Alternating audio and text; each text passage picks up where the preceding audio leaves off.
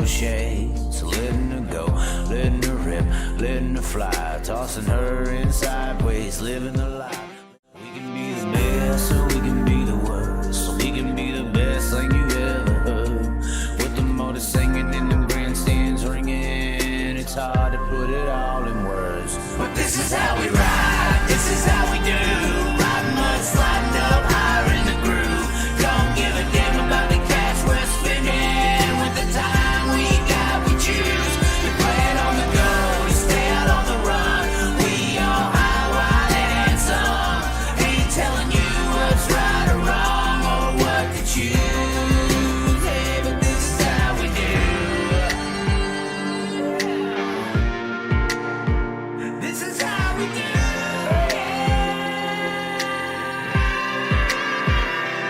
Out on the dirt ovals we play, life in the bright lights with no shade. So letting her go, letting her rip, letting her fly, tossing her in sideways, living the life. We can be the best, or we can be the worst. So we can be the best thing you ever heard. With the motor singing and the grandstands ringing, it's hard to put it all in words. But this is how we ride, this is how we do. Riding mud, sliding up higher in the groove. Don't give a damn about the cash we're spending. With the time we got, we choose to play it on the go, to stay out on the run. We all high, wild, and some. Ain't telling you what's right or wrong or what to choose. Hey, but this is how we do.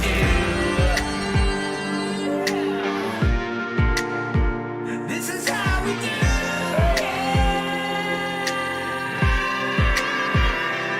Out on the dirt ovals we play, life in the bright lights with no shade. So letting her go, letting her rip, letting her fly, tossing her in sideways, living the life. We can be the best, or we can be the worst. So we can be the best thing you ever heard.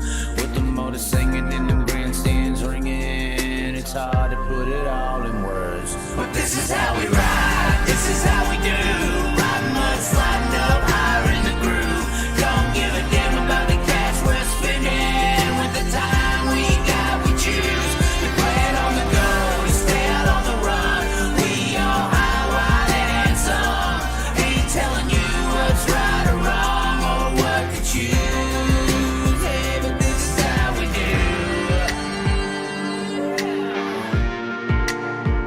This is how we do.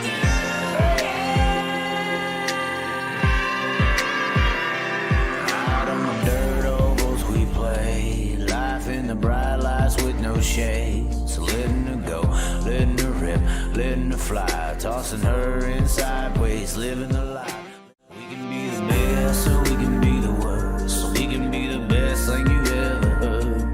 With the motor singing and the grandstands ringing. Well, hello, ladies and gentlemen. We are here. We are live on YouTube here, and we got a special guest coming up today. I did want to say something, actually, before we actually did go green. We had a new channel member. There's a join button on all the videos, and Dale Coddington, I think I got that name. I used to be an announcer at racetracks. Dale Coddington is a new member as well. And then also a viewer that has liked watching our shows here recently, likes my opinion on a lot of things. A racer by the name of Devin Gilpin has jumped on board to be a partner here at Long Live the Chaz, and he has this WHEELMAN device. It's mainly made for loading and unloading vehicles. It's like a remote control wheel, basically. It's like a system with a remote control steering system, mainly used for unloading and loading the race car. And this is a little bit of a video of how this thing actually goes onto the race car. I seen Kenny Wallace use it one time, but it's pretty cool how it actually sticks into the steering gear. And of course, Devin Gilpin putting that together. Number will be flashing up here on the top left of my screen, right of yours, I believe, one of the two. But there's some contact information, and you can always go support a racer like Devin Gilpin. And speaking of Devin Gilpin, He did lead some laps at the World 100 in 2018. I believe they were in front of our guest tonight, who is just in, Tim McCreadie. Do you remember this race, World 100 2018? Was that the dually and single car hauler? I mean, did you have one of these Wheelman things to unload that car that year, or no? Thanks for having me on. I know that Devin Gilbert, he led a lot of laps. I think he led almost a halfway before we got to him and was able to obviously wrestle this thing away and get my first, my only World 100. So it was so that was an the amazing dually night. We single... did go in there with a dually. Yeah, we did it with the dually that year, and then we took the dually at the end of the night, and Philip Schnell and my crew chief, he drove it around the track for a Polish victory lap after everybody left. So we have like two cool stories out of it. One with that we were there with a dually, and the other one where we didn't get arrested as we drove this thing around after hanging out the rest of the night. So, I mean, not a lot of people can probably say they had a hauler out on Eldora, much less win at Eldora. Well, I find that hilarious. I've got to learn the merchandise world a little bit with the sprint car industry, not paying too much recently. Obviously, that's changing this coming year, but they really emphasize their teams and drivers on merchandise sales to make a living. Did y'all ever make a T-shirt out of that single hauler deal where you're busting out the back with the dually carrying it? I mean, I'd hear money falling from the sky if you was to come out with that type of shirt. No, I mean, we did. We definitely did. We give credit to ASI. They went out and they immediately made a shirt, and it's to this day still one of our better selling shirts. It's a little, kind of, cartoonish with a little bit of smoke coming off the tires of the dually and a lot of cool things. But I mean, make no mistake. We didn't roll in there with a car that had run 10 years ago, and we were just barely trying to get there. We had some issues with just trying to get guys that could drive the truck and just some small issues. But that car that we wheeled out of that dually was 100% every bit as good as anything that was in the building, or at the place. Now the dually, which you can ask Justin Labonte, it was his dually and his truck and trailer from when he was racing pavement late models, which I would imagine nowadays it's probably 20 years ago maybe. And there was some stuff over the years where people said, oh, he's driving around in a $100,000, $80,000 dually and an $80,000 trailer. And I got news for all them people. It was nothing like that. We did the best with what we had for the hauler. It was definitely they wouldn't like it when you had to pull over 200 plus miles and change the fuel filter, the diesel filter. Well, but there's always this argument in dirt racing. We see it with weekly guys, competitors, as you over there are fighting yourself. I guess is there a spider in the room? But anyways, let me finish the thought. Listen, I tried to put an earpiece in. I don't normally do it, but it fell out of my ear. And I guess I don't know much about them, so I guess if you keep fingering it and touching it, it's going to make noise. But this is not that kind of show, Tim. I know you had long hair back in the day, but no, we get the notion at local racetracks most of the time. You see these guys that are only local or kind of in New York it's a little different, but throughout the country they'll come in with a stacker hauler and then run 10th in weekly racing. I think that's why people like that so much, is because that was kind of proof of, don't show up in a stacker if your car isn't capable. I think that was kind of why people liked it so much. Well, yeah, I mean, it's understandable. When I grew up racing, obviously my dad, everybody knows who my dad is. And as I grew up around it and watched him race, it was more of, okay, here's the deal.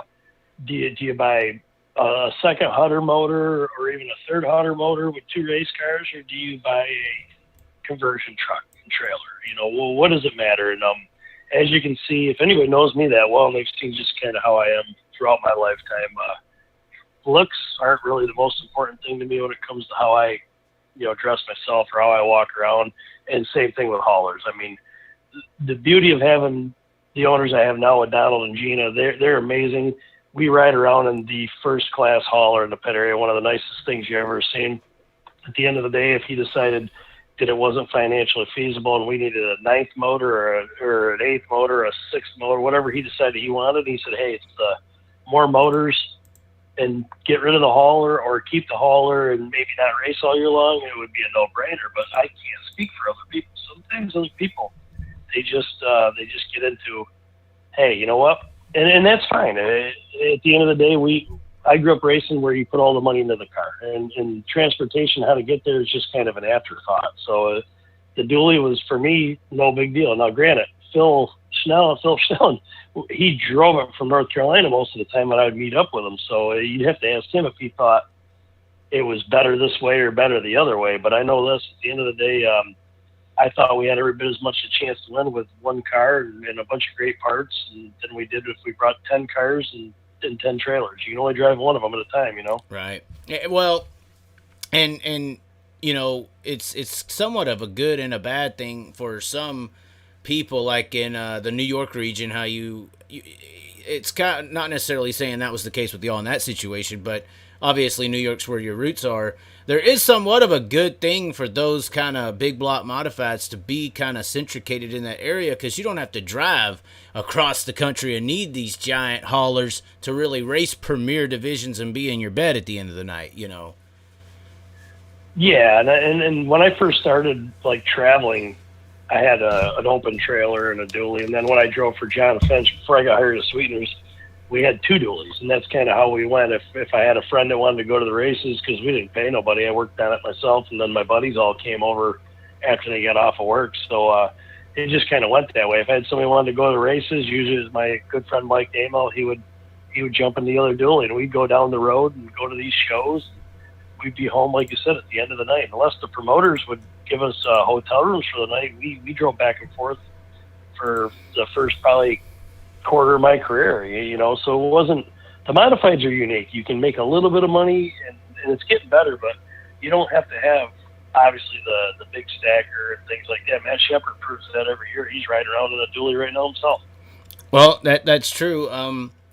I do want to ask you something, though. Are you last night we had Brad Sweet on here. We got on here at 6 Central, 7 Eastern. Tonight we got on here a little later.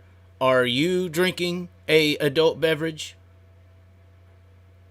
I am now. I mean, I ran around all day today, and my son went to a school activity night with a couple of his friends. He's 12 years old, and so I took him over there, and then I had to run to the mall and all kinds of stuff because we're trying to go to this basketball game, Syracuse game tomorrow. And then by the time I was running around, like I said earlier, my wife's sick with the flu. My daughter was sick with the flu. She's over it, and my wife's getting over it. Yeah, I actually have a Crown and Coke sitting right beside me right now because I'm just trying to calm down a little bit. I told you earlier, I'm still sweating from running around all over the place for like 3 hours. Right. Well, and I'm only truly asking just because I have the setup here to actually have an adult beverage of my own. So I don't want to start drinking unless you are too. And we got to be a little bit drunk to talk about something real quick because there is some things that people want to talk about. And some people would say the decision-making here was some people being drunk. The Lucas Oil Chase format. You're the 2-time defending champion. How, now that we got some liquor in you, you know, you're not at PRI, the truth can come out. You know, alcohol was used as interrogation syndrome, truth serum in the FBI. So what is your true feelings on this chase situation that Lucas Oil is doing? Well, I mean, you know, when things are going your way, like they have the last couple of years, and even maybe I wouldn't say the last 5 years, but the last 2 years, obviously, we were on top. And everybody, you know what the crazy thing about racing is? Everybody forgets about kind of how it's gone over the years. And they call me man, you're such a great points racer. You're this, you're that. They don't rewind back to the early 2000s all the way till maybe 4 years ago.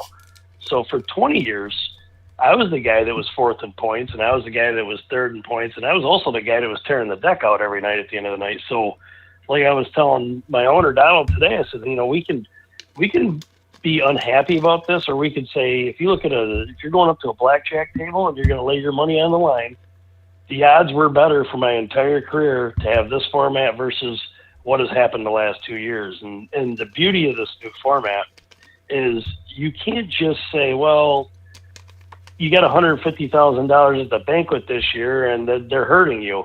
Well, last year I got 75, and the years before that, Josh Richards got 75, Jimmy Owens got 75, and we can go down the list. We hadn't really, our point fund was great, but it wasn't where it is last year or this year after I got paid this winter. So if somebody walks up to you and says, here's the deal, we can pay $100,000 for fourth, we can pay, I think it's 50 for seventh or eighth, and $30,000 to just be a part of the show. I don't know how, if you put 12 of us in a room, how we don't try to look out for each other a little bit and make it better for everybody. I can't say that maybe I felt that way 20 years ago when I got into this, but man, I've seen it all. And do I agree with the format? It's not the perfect format, but at the end of the day, we're all going to make some more money. And man, I don't know what I would say to somebody that works all week long at a business and say to them, like, here's the deal. We can give four of you more money, but we'll flip a coin, but you're all going to make double or more, triple more than you've ever made in this week. And the worst you're going to make is still way more than you normally make. Or just say, hey, we're not going to change a thing, but we might have to cut. So I don't ever want to cut. And if it builds us up, then that's just part of the deal, man. I've told a lot of people, I went to, like, Tazewell Speedway is a perfect example. It's a very high intensity racetrack. Personally, for me, it's not one of my favorite places.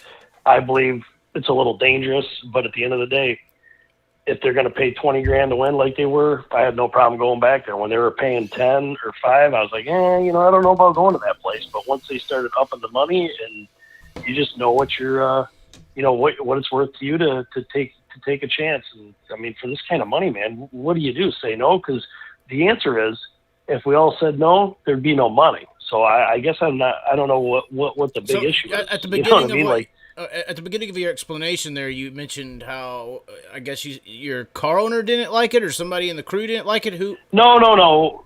We just said that we understand it. If you look at just the last 2 years, we've won the points this way. But if you look at the last, I think since I've been on the Lucas Tour, you can look at it and say, hey, I'd have a shot at winning this thing at a final race every year. So, I mean, the way I look at this is, here's what I know for a fact. The money would not be there. Like, this point fund wouldn't have upwards of $400,000 added to it if this format wasn't what whoever sponsored. I don't know the inner workings of who sponsored everything. I just know that the money would not come into this division in this point fund if this format wasn't what they were going to do. So it's kind of like, what do? Do you just say, no, we don't want to do it, and then $500,000 doesn't get added to the point fund? I mean, hopefully, like, if things bottom out this year and it's a bad deal, then we'll readjust. Like, we'll say, hey, man, it didn't work, but you got to get the money through the door with the people that want to be a part of this. Sometimes it's not perfect, man. Sometimes it's bloody. Sometimes it sucks, but get the money in the door and get these people behind us, and then we can make it better down the road, if at all possible. Well, are you going to basically now, I mean, I'm not going to say you're a shoo-in to be one of the top four at the end of a full season championship run in this format, but now you basically have to build the best Eldora Speedway package that you can find if you want to be champion next year. I mean, that's it, and I look, when it first came out, I kind of was on the side of liking it. It's something new. For a fact, that race at Eldora, and it's insane how the Dirt Track World Championship that has been a race has now moved to Eldora, and now a Dirt Track World Championship will technically be that day at that racing event a world championship, a Lucas Oil world champ. So that kind of scenario that they've built is amazing, and it's gonna. I don't care what anyone says. I've talked to a lot of people in the industry. They hate it. They're this. They're critical. They're not gonna get the attention they think they will. They will. It's gonna be something that's never been seen before. But the argument to it is, it was unfortunately related to NASCAR's chase, which it's not. It's more so a season-long kind of program to, I think, combat guys wanting to fall off, giving those mid-pack guys who are staying committed on a tour all year long some extra money to get down the road. I think that's who it really benefits until you get to that last month. but it does take away from a season champion that people miss in NASCAR per se, or just other racing leagues where it's a season-long performance. You know, your grit, your grind, your reason to get back out on the track is for every point. That would be the argument to it. That would be the traditionalist way. Yeah, I mean, 100%. I don't disagree with anything that you said. I just know that, like, if you want to talk about excitement, like, I lived it. I lived 2017, where I was the point leader going into Portsmouth. Josh Richards was 48 points behind. I believe Scott Bloomquist was 70 or 60. There was three of us that basically, like, I had to run fourth if Josh Richards won to be able to beat him for this point title. And you want to talk about getting some publicity and also turn it into a great thing. Not for me. I mean, I lost this title. I had 2 flat tires, and I come from last all the way up to fourth after the first flat, and was maybe had a shot at winning this thing, and then had another flat. And I don't want to relive that. I mean, I want to be on the other side. But at the end of the day, I know what it did for us as a points deal. And granted, that was over the long haul, regular point fund, all that stuff. But I don't know. I don't know. I have mixed feelings because I know that, like, obviously I've learned to run 7th and 5th and 6th and take a car that maybe is a mid-pack car and squeeze some more out of the juice. And I know that we got to concentrate on Eldora, and that matters. I really don't know what to say. I mean, I hope that the fans, when we get there, they think it's exciting.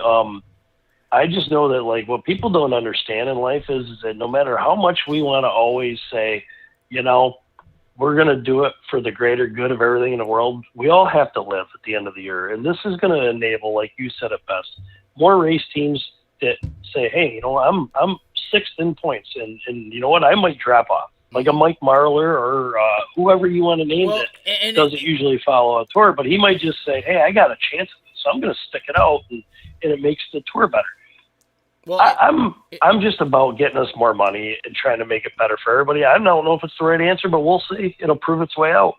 Well, and I think at the same time there, people are missing how there's some stretches where you run poor, you know. You'll have a slump, you know, and if you get in between that 1 month there in June and a guy who's you're used to being that top 4, top number 1 guy, somebody who's 8th and barely makes that cut for that month, if you have a bad slump month and another guy does and he runs well, he may make that 4 and you may be out just over that 1 month performance, that 4-week slump. Yeah, I mean, I understand the beauty of the only good thing, I guess, besides like losing this title would be there is other point funds that are mixed in that are paying the $15,000 for the TV championship and the $15,000 for the crown jewels. There's some other things. So basically, if you had the year that I had this year, and then you were to run 4th in points at Eldora or whatever at the end of the thing, I'd still make upwards of what I made this year. Where would you have been going? 180. Where would you have been in the points going into Eldora? I guess you've already done the math on that for this year. If it was the same. Well, we would have been sitting in the same spot. What would have happened is that if, say, you go into Eldora, no matter what, nothing changes. I go into Eldora and I run 4th. Like, I finished 4th out of the guys that are doing this. So that's $100,000. Well, I still have clinched $30,000 for all these point funds plus all these extra things I got at the banquet. And so I'd be upwards of $150,000. I'd be taking a $30,000 or $20,000 pay cut from where I was this year to do this. But, like, the kicker is at the end of the day, listen, it's a pressure situation. It's not easy, and it's not probably perfect. And I don't always agree with the chase format in NASCAR. But I'll tell you this, for me, from a fan perspective on my own self, this is all I can do is judge myself. I have watched less than 20 NASCAR races in the last probably 6 or 7 years. Now, when you say watch, you mean you ain't seen the end of any of it, looked at it, or you No, I might listen. Once they started doing some things, and now I'm an older guy. Once they started changing when they wanted to have the races, one's at 4:00, the other one's at 2 in the afternoon. Right. When it was a 1:00 start, like a normal thing, just like football or anything you're used to doing, consistency. You just did it. Like Formula One races are normally 7 in the morning, to 9 in the morning, depending, as long as they're on over in Europe. And I'll watch all of those just because it's the same thing I've done since I was a 9-year-old kid. So, like, I have watched, though, like, to get back to NASCAR, I have watched probably two nationwide, both times when the last, not when they were at a Homestead, and our guy, our dirt guy won both of them. I watched both of those when Reddick won, and I watched the last 3 Cup ones, just because it is kind of exciting. Now, maybe we're not Cup, but it is kind of neat to go into that last race and realize that a guy I really enjoy watching, like a Kevin Harvick, man, if he does his job that day and just, does what he does and he wins a title, or Larson, or whoever. That's why that thing works. I mean, Flo is not stupid. I think Flo is very smart. Michael Rigsby's smart. They got involved with Lucas Oil here. They're kind of very involved, I would think, kind of an idea based on maybe something they came up with. Not saying they came up with it. I'm just saying the numbers out there in the world, all these people and companies see it, and they see on that final NASCAR race every year, it's some of the biggest numbers of the year. Because they're looking at it. They're looking at it like, look how me and you may be a casual, not even watch a NASCAR race, but the final race where there's 4 guys and someone's gonna win it, you pay attention to it. So I'm telling you, you can't. Yeah, we have to try to reach like the casual, our level, our race guy. Level. Yes, we have to reach the guy. Listen, I live in a cul-de-sac with people that don't even know anything about racing. Right, you're just the normal But I'll tell you what, if they think you can win real money, if you tell them, hey, look, I'm going to race this weekend for $200,000 if I win, and there's 4 other guys, we're head to head, they might turn it on. They might say, really? Let me turn that on and see what's going on, and whatever we got to do to broaden the deal. And I know it. Listen, I'm not going to tell you it's perfect. I might be the same guy 8 months from now thinking it's the worst thing ever, but I just know that the influx of money is so good, and it helps 12 race teams compared to me just being greedy because I just happen in the twilight of my career be able to run 6th all the time and just point them to death. I'm more about, like, man, you know how cool it'd be? Like, imagine, I don't know the feeling, how JD felt when he won that $1 million race. Like, I got to the lead, and I'm telling you, man, when I got done, I was demoralized. I'm telling you, man, I was demoralized. Like, I literally, like, it's been a long time since I felt that bad. I have to go back to, like, playing high school sports where I felt that bad, where, like, I thought, man, you know what? It was there. The whole thing was there. And how much of a jitter did you have? More of that's probably good for the fans. How much of a jitter, like... What's that? Like a jitter, like... so for me in racing, like my first time when I went up and ran that big block sportsman deal, that it was like first time on the track, you get those like jitters, and you don't really get those when you're, I'm assuming when you're leading a race, it's a big moment. How did you get that kind of first time racing feeling when you were leading that race and thought you may win in this $1 million race? How big was that being in that chair? Well, I mean, I was nervous.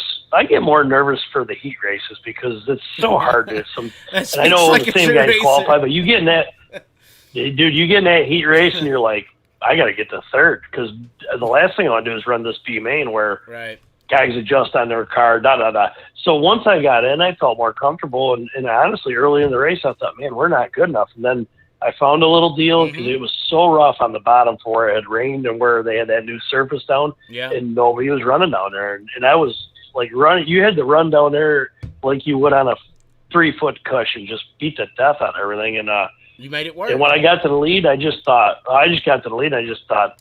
really was more of, we got him. Like, he doesn't even know that I'm coming. JD has no idea where I'm running. I talked to him the next day. I'm like, man, JD, you didn't even know you could even get down where I was at. I was down there. I was shaving the infield down to make it shorter, So like he laughed and we laughed about it. But it was more of the demoralizing part is when I had the flat. It's just like, are you kidding me? It's this racing's a fickle deal, man. I mean, even if you're top of your game, what do you win in 20% of the races you enter if you're lucky? That's like the highest. I mean, most of the time we leave home mad. The craziest thing about all that is you had this $1 million race, and then you had the track surface situation. You know? Yeah, it was a wild deal. I mean, we had issues at Charlotte, then we had issues at Volusia. It seems like some of these tracks that are like the gold standard for the gold standards we go to, and Eldora was no different. And I give them credit; they really worked and got the track better. And that's where, like, I'm not gonna lie, there's some things I don't really know much about. I don't understand about clay. We'll get off subject. I don't understand why you need 400 loads or 200 loads, or why you need to dig it 1.5 foot deep. I mean, I always thought smash that thing flat, tickle a bunch of it, and you can always get out there and work on it. But don't dig it so deep that you can't do nothing about it, because once it peels open, there's nothing you can do. You can always get water down in it, but you can't get the water out of it. Well, Tim, you're from New York. You like it hard and slick, and everybody just don't know about that life. You know, I'm just well, I wouldn't say that. It's just some of it's the cars you drive. Like, if you're going to drive around in a non-wing Sprinter that basically travels maybe 2 inches or 1.5 inches at the most, where it's and no spoiler, no downforce, and that huge engine, I'm sure you want something to get a hold of, because the cars aren't designed they're just not made for, like most of our cars, put on better race. And if the track record's a 15.5, we need to be in the 17-second bracket, and then we put on a better show. Now, that doesn't mean maybe everybody is happy because we're not two-wheeling and ripping decks out, but like I would rather see us racing a dude that starts 18th and hits the setup right, drives to the win. I'm with you. I don't know. I don't understand. I mean, I've been a fan a lot of my life, where I got into announcing and all this other stuff and racing and all that. And even as just a kid fan, you know, or fan of the sport, I always thought the racing you really got going on was when that track went slick and didn't rubber down, but just stay. And it does depend on the dirt. There's some tracks out there that, when it goes slick, it goes straight to rubber real quick. You know, there's some other tracks where it goes slick and it stays slick for a very long time and widens out and gets some great racing.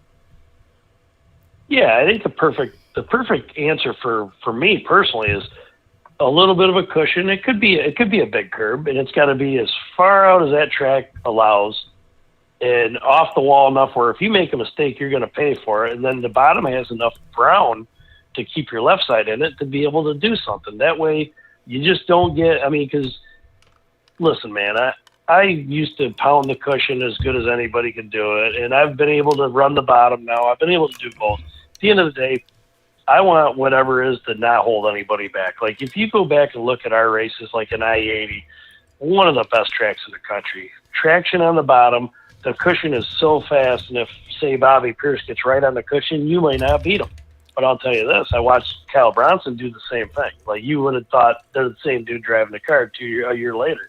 And then I did it when I won. So it's like, when we get the cars right, and then you couldn't hold anybody up at that place. That was the beauty of it. And that's what you should strive for as a racetrack, you know, or as a driver. That's what we want. To not get off or actually to continue what you were saying there, when you were describing that track, curb on the bottom, up top, if he messes up, he pays for it.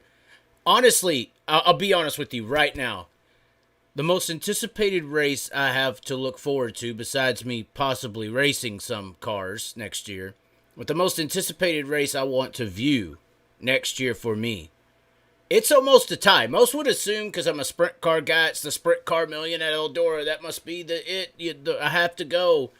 This race that I'm looking forward to next year, to me, might be more exciting and thrilling and have more anticipation from me. And that is, I know you just got on the subject, but for me, that is, as much as we hate that we lost I-80, it was great, that is the Silver Dollar Nationals at Huset's. Because that damn racetrack is a bad mamma jamma, and that Silver Dollar Nationals at Huset's is going to be big. And I think it's going to put on some amazing racing. Yeah, I'm sure. Listen, we went there last year, and we didn't have, I think we had 25 cars, so we had a light field. And but you'll have more. I was nervous because, like, you walk. I was looking at this place thinking, man, this place is small. Like, yes, it's extremely small. Yes. And I was worried about. I'm just like every typical driver that walks into place. You start seeing guys prep tracks, you're like, oh my god, this thing's going to be way too rough and too tacky, or it's going to be too dry. And honestly, I won, so it's obviously I'm going to have a better thought of the whole thing. I forgot the about racing that. was really good. I just think that track's yeah, amazing. we were fortunate enough to win, but it was a racy joint. Yes. And the beauty of this place is you don't have to have the best engine in the place. You don't have to have. I hope they get the same car count or more at that place. It's going to be, what do they say? It'd be like taking fighter jets inside a gymnasium, man. Well, it's going to be wild. And I appreciate them guys putting this money up, because that's for our sport. And for me personally, I never believed we could make this kind of money. Like, it's insane. I'll tell you what, the Todd Queering, who owns that track in Jackson, he also owns David Gravel's Sprint Car, or, owners of everything. This is one of those guys, man. If a race fan hit the lottery tomorrow, all these imaginations and thoughts they had, they would go and build it with all that millions or whatever. This is the guy who's really about making this dirt track thing bigger than it is right now. And that's why he does so many big things. You saw the facility at Houston's. I mean, that is a Eldora-esque facility. It's small. And from my understanding, he wants to put stands around it like Bristol. Like, that's how he's thinking with that facility right now.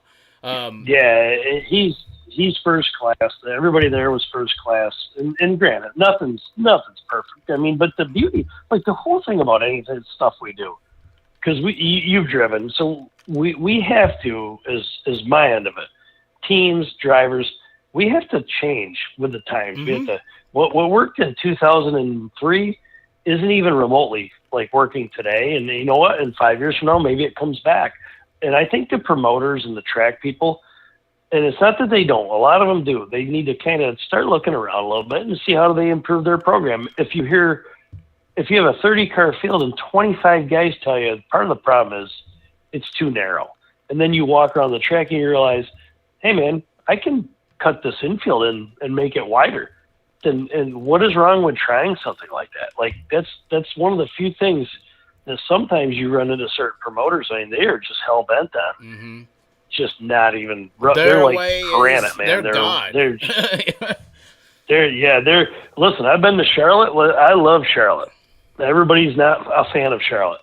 I'm a fan of Charlotte. I've been going to Charlotte since 2002 or 19, whatever year they started having the big block races down there during that auto show in April. I've been to Charlotte probably more than anybody.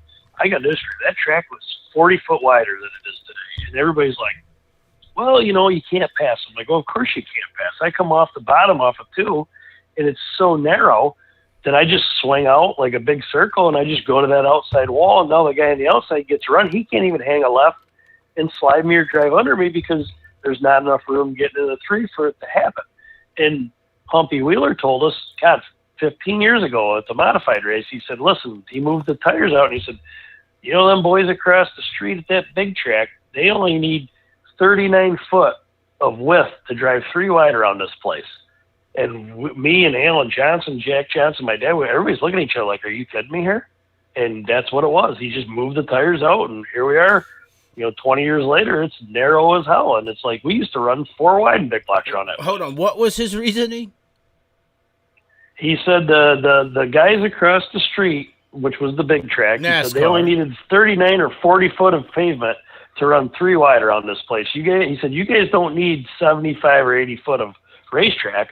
He literally said at a driver's meeting in front of, I don't even know, 500 people or more. Like, and we were looking at each other, Brad, her, and all of us were like, well, what? And then the grass would grow in every year. And you can ask guys like Chris Madden, who have been there as long as I have, this, and we all like that place. And I think it's racier than it shows sometimes. But man, like anytime they start moving these infields out at these racetracks, it doesn't lead to better racing. It just leads to better blocking, if that makes any sense. I just can't believe the arrogance of, you said that was Humpy Wheeler, correct?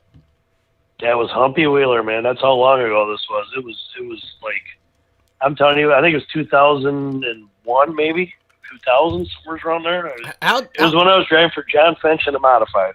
How disrespected did y'all feel at that point? That's kind of disrespectful. I don't care how you put it. That's pretty disrespectful. It's not even disrespectful. You just know that, like, he doesn't know what we do for a living. And talk to the drivers. It's like you said, when you got 25 drivers saying something, there maybe something's up, you know? I mean, that's got to be pretty the beauty about what we – the beauty about what we all do, like, as drivers, you know, say performers, whatever you want to call it, we know how to put on a good show. We know kind of what it takes. Maybe not all of us want it that way because certain guys are going to run better in this condition, yada, yada, yada. But when you get us all together and you just ask us our honest opinion, I believe every division will tell you the truth of how to make the racing better. And one of the few, in my opinion, motorsports where I see where they just work with the talent is motocross. Like, them guys work with the guy, you know, Ricky Carmichael starts designing racetracks. Mm-hmm. Well, why is that? I mean, how many tracks has he built in his life? But he was probably the best guy ever to do it. So they started listening to him because the racers were telling him, hey, this is how we make it better, man. We need this, this, and this. And just like Jack Nicklaus designing a golf course, like, you got to listen to the guys that do it. And that's a tough nut to crack, man, because it doesn't always happen. And that's the only drawback that I see. There's many drawbacks, but the major drawback is, I know it sounds like we're complaining, but if they just would work with us, we guys that travel like me in the sprint cars, we go all over the country, man. We've seen the dirt at this place. We've seen the dirt at that place. It's unique for this area, but we've seen all of it. If you ask us our opinion, most of the time we're honest. We probably don't deliver the message the right way, but man, if you want to help the racing, you got to listen to the guys that do it. Like, that's the only way to do it, in my opinion. I mean, every other sport works that way. I mean, Byron Leftwich wasn't a great quarterback, but he's Tom Brady's quarterback coach. You know, it's like if you play on the field, you know, you might know how that position, what it needs, you know, and when you're the product, the performer, you might know what the performance needs. And I'm not the czar. Believe me, I'm not the czar, man. You talk to guys like Bloomquist and Dale McDowell that come before me. Like, I just know that at the end of the day, we do need to make the racing better, but we also you gotta understand there's a reason why sometimes the racing isn't good, and it's not always because a guy like me doesn't just cowboy up and get 5 foot above the cushion, if that makes any sense. Mm-hmm. Well, that stuff is exciting. I mean, you know that's when I was a child growing up, my first time getting to I'm from Texas, obviously. The big block modified kind of cars were racing down there weekly when I was a child. It was pretty big. I remember they even had a dirt north-south, and it had all the McCreadies. Or was you around at that time? I was a kid. My dad went to Devil's Bowl and went through. They had a whole tour with Glenn Donnelly, who used to own Dirtlet, and Jack Johnson. All the big names went through Devil's Bowl, Louisiana, and stuff like that. This is when I was born in 1974, so I still remember a lot of that. I wasn't obviously racing, but I was 87, part of it as a little kid. I was like a kid. That's why I said child. Yeah. But I was leading towards the first time I saw you race was on the Empire Sports Network, and they had a Saturday morning or Sunday morning showcase, and you were the show sometimes because you would get in that damn 39 car at Orange County, hit the damn top side, and put this show on. So sometimes that giddy up stuff, or in that case, it's kind of more so you have that option on that slick track. That's how that track kind of goes. But you used to rip the lip, and that's how you built your name. I did for a while. I hear what people say about where I run, and I understand that. Like, to me, it's not a listen. What do you mean by people? What do they say? What do they say about you? They'll tell you. They'll tell you where. Well, heck, ask anybody outside of my division. They'll tell you, when I won the Chili Bowl, literally everybody that I run with, and they are great drivers. They all said, well, he won this race because he's really patient, and he knows how to crab around that bottom like all these late model guys do. Well, they'd never seen me race, obviously, because that was the last thing I did in 2006. Like, Believe me, I was in 2006. I was Tyler Erb and Bobby Pierce on steroids. Like, well, and so, I would equate your yeah, big block experience to why you competed so well in midgets, because they're not the same cars, Yes. but their driving styles kind of similar. It's a bar car, or I believe bars were the exactly. predominant They really chassis. have the same. Yeah, they had the same exact suspension front and back. So it's like at the end of the day, I just knew how to adjust on it, what I was looking for a feel, and honestly, a midget car is kind of like. And it's not because those guys don't have technology, they do, but the way the rules are wrote with the USAC and stuff, that's what we ran when I was a little kid growing up in the early 80s and the late 70s. That's the type of cars we ran in big blocks, because we just knew what non-wing sprainers were doing and everybody was doing. Well, then our rule book was never as tight as a midget rule book or a non-wing rule book. So we have evolved to a lot of other things that they're not even allowed to do by their rules. So, like, What do you mean, the big block or the late model?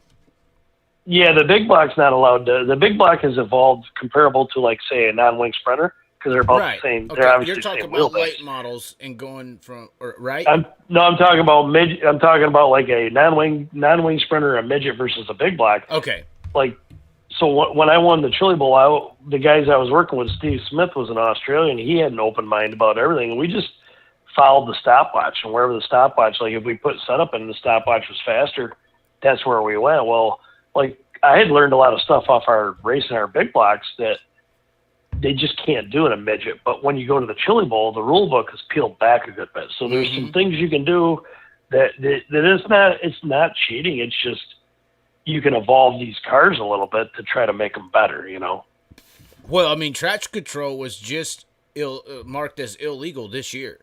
So. Yeah, I mean, I'm not going to lie. Like, I don't have that kind of effort to go into traction control now. No, I don't know enough. I'm not saying about, you did. I'm just saying that. No, I just what I'm saying about all that is I don't. You're talking about the Well, Chili Bowl's what is rule legal? book. You know, it was legal. Yeah, it is peeled back. It's an. But what is race. So what is the like? I guess I read the rule and the post they put up and all that stuff. I don't understand like what they mean, because like the Toyota motors for the last half a decade or even decade, they're allowed to change their engine map and do all these things. And in my opinion, it's like me trying to knock the cam out of a motor in the middle of the afternoon on my regular car that I race. That's illegal in our division. You can't do that stuff. You can't even hook a computer to the race car at the track that we race at.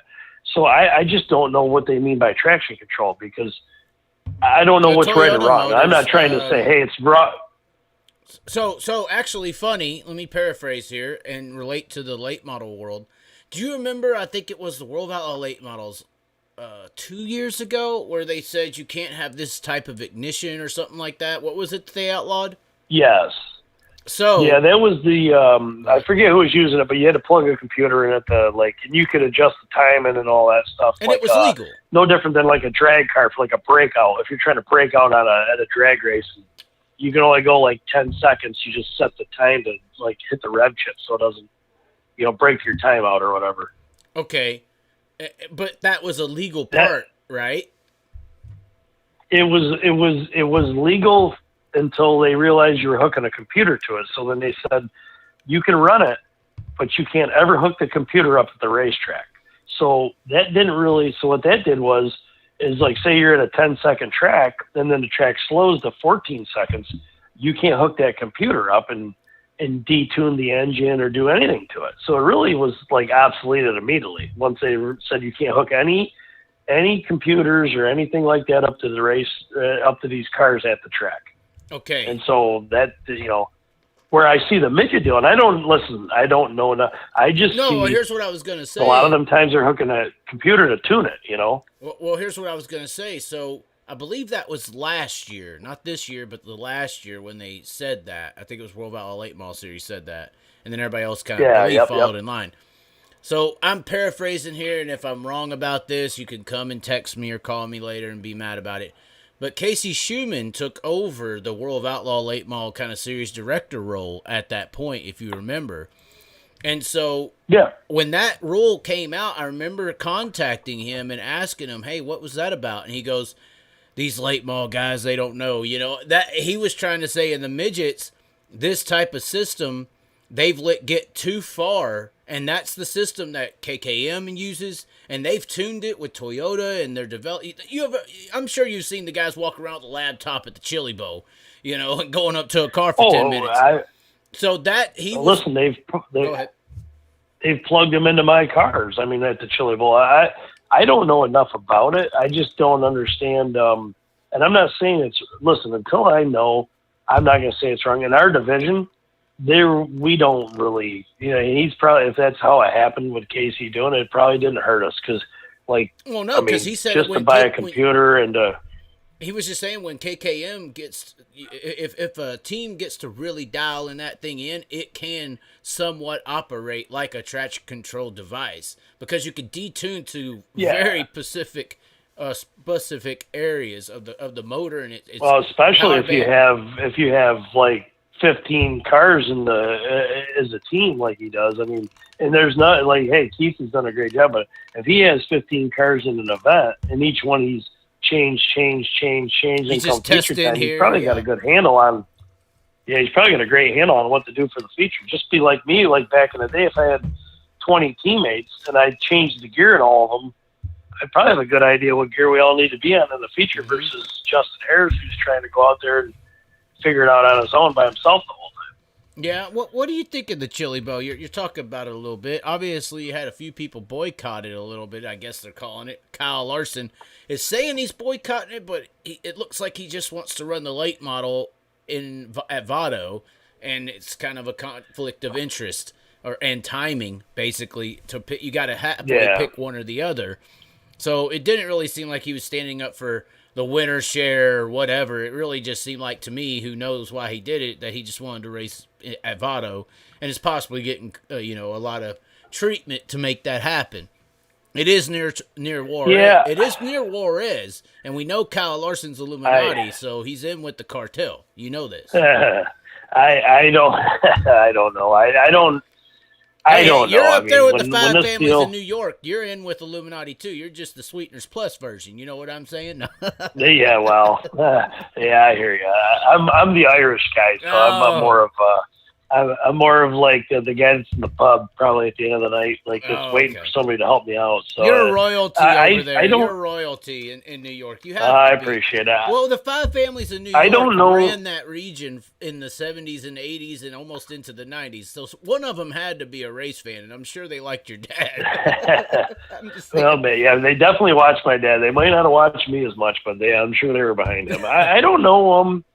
The Chili Bowl, I don't know. I really don't know what to say. Like, as I lose my cookies again, it depends on how you're trying to take this race, right? So, when I went to this race years ago, the first year I ran it was 2005. Okay. And I went there just because I saw, oh, it's a cool little race. I saw Billy Pouch run it, and he led a bunch of laps in the Wilkie car, and Brett Hearn run it a few times.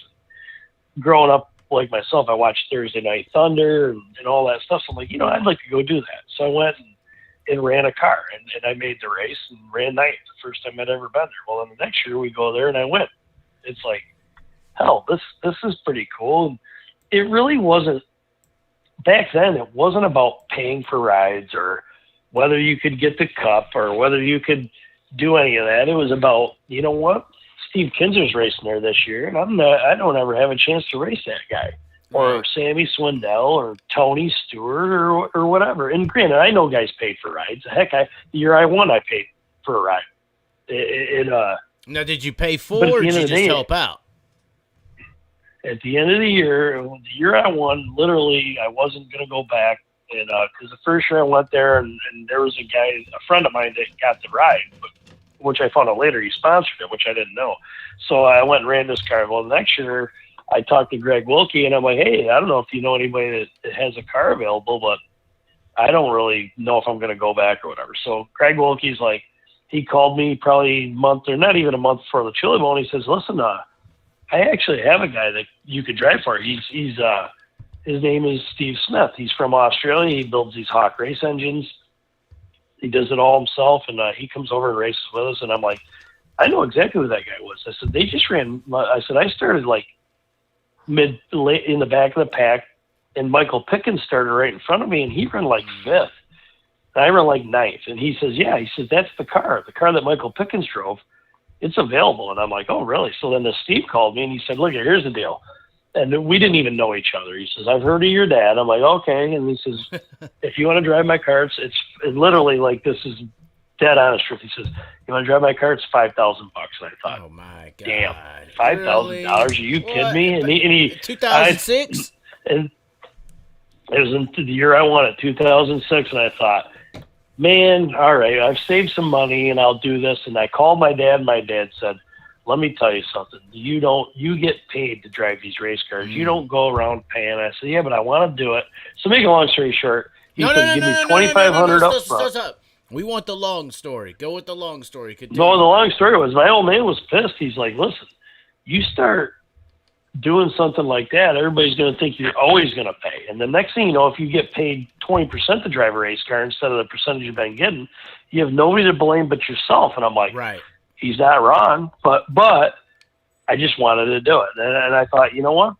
I don't really have to answer to anybody. You know, I got my own money. And so I was like, Steve Smith said, give me $2,500, send me $2,500 with a check. So I did. And so he said, when you get to the track, bring the other $2,500. So we go all week long, we race, and this whole deal gets done. And out of like whatever reasoning, whether you think it's crazy, it's an upset, a fluke or whatever, we were one of the best cars in the building from the minute we unloaded to the night we won. So like, it was so crazy. And I said to him, we went through all of this stuff. And I remember AJ from Knoxville, good friend of mine, owns a dingus. He was there. Like, everybody's hanging out in this pit area. It got to be 1, 2 in the morning, whatever time it was. Back then, they didn't kick you out at midnight. Yeah. And so it's like, I said to him, I said, man, I owe this guy $2,500. I was about to say, hold on, at this point, he's got to give you some money, right? You won the damn race. What? We didn't even talk about a percentage. We literally didn't even talk about any of this stuff.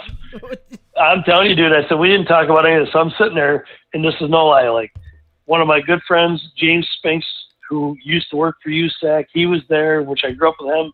And then AJ was there. There was only like 3 of us, like in this Kelly. There's like, they're literally all the people that went the first year. They didn't come back, and we were sitting there. And I said, "Hey, Steve, can I talk to you?" And he said, "Yeah, what's that?" Now he's Australian, so you know how most Australians are pretty cool and fun time. Right, anyways, yeah. I said, "Hey, man, look at I owe you $2,500." And he looked right at me. He said, "Oh, hell, mate." And he said, "You take that check and you rip it up, and I'm going to give you half of the money we brought in for the whole week." So I made like $5,000. Like, okay. Literally at the end of the day. I mean, like, yeah, I got it. I made $2,500. It was so crazy, man. It was unexpected and fun and just, you know, sometimes racing isn't like that anymore, man. But back then, man, I was just trying to find my way, man. It was crazy. Man, that's an insane story. That's I'm telling you, I wanted the long version for a reason. It could get way longer. Back in the day, they used to have a lot of fun. You had the elephant run that everybody. I literally, as I won this race, Roger Slack was the flagman, and I knew him because his brother is a part owner of Bicknell Chassis, and Roger obviously ran Eldora for a lot of years, ran Charlotte. Roger flagged in the ASAs. He literally said, "I've given my flags to one other guy after they won a race, but I want to give you my checkered flags." And I'm like, "Oh, that's cool." And I ran into Steve Kinser, of all people, run up his left rear and flattened his tire on the way to the front. And I felt so bad. I'm like, God damn, I just hit the best guy ever to do this stuff. That's hilarious. And this is, I'm telling you, dude, I apologize on the microphone, and you know how that is. Everybody's like, "Oh, that's a half-hearted apology." But I'm telling you, I had hung out with Steve Kinser for 4 nights straight at this elephant run. Like, this elephant run would get done and close the bar. Dude, I stayed there, and they got the karaoke on Wednesday. Telling you, it's a great time. Back in the day, the elephant run, yeah, we would go there. Tony Stewart, I mean, you name them. Any major racer was there. And then Taylor Weld, who used to own Weld Wheels, would open up this other thing where they would have receptions, and we'd go in there till whenever. And so, like, literally, as I was walking out of the building after all these press conferences, I ran right into Steve Kinser, of all people, after I'd run him over. And I said, dude, and I literally felt like 2 foot tall, and I was scared to death because, like, he's an ornery son of a bitch, you know what I mean? He's like, I said, hey, dude, I'm sorry, man. I didn't mean to do that. And he literally looked me right in the face. He said, hey, don't worry about it. He says, I was in the way anyways. I know I was in 5th, but I was going backwards, so you just did me a favor. He said, I thought, holy hell, how about that? That's exactly how them old guys they'd be like, you know what? Good job. And I had him sign my flags. I get these flags in my basement. Steve Kinser signed flags for my Chili Bowl deal from Roger Slag. Did you? One of the coolest things I got going on. I'm assuming that when you're Bob McCreadie's son and you've watched your dad be this icon in people's eyes, when you saw in that same time frame, when you looked at what other people were doing and you saw what Steve Kinser was doing at the same time your dad Bob was doing what he was doing, did you kind of view him as kind of like, this is just as big as dad, like kind of feeling with Steve Kinser? How did you feel about Steve Kinser?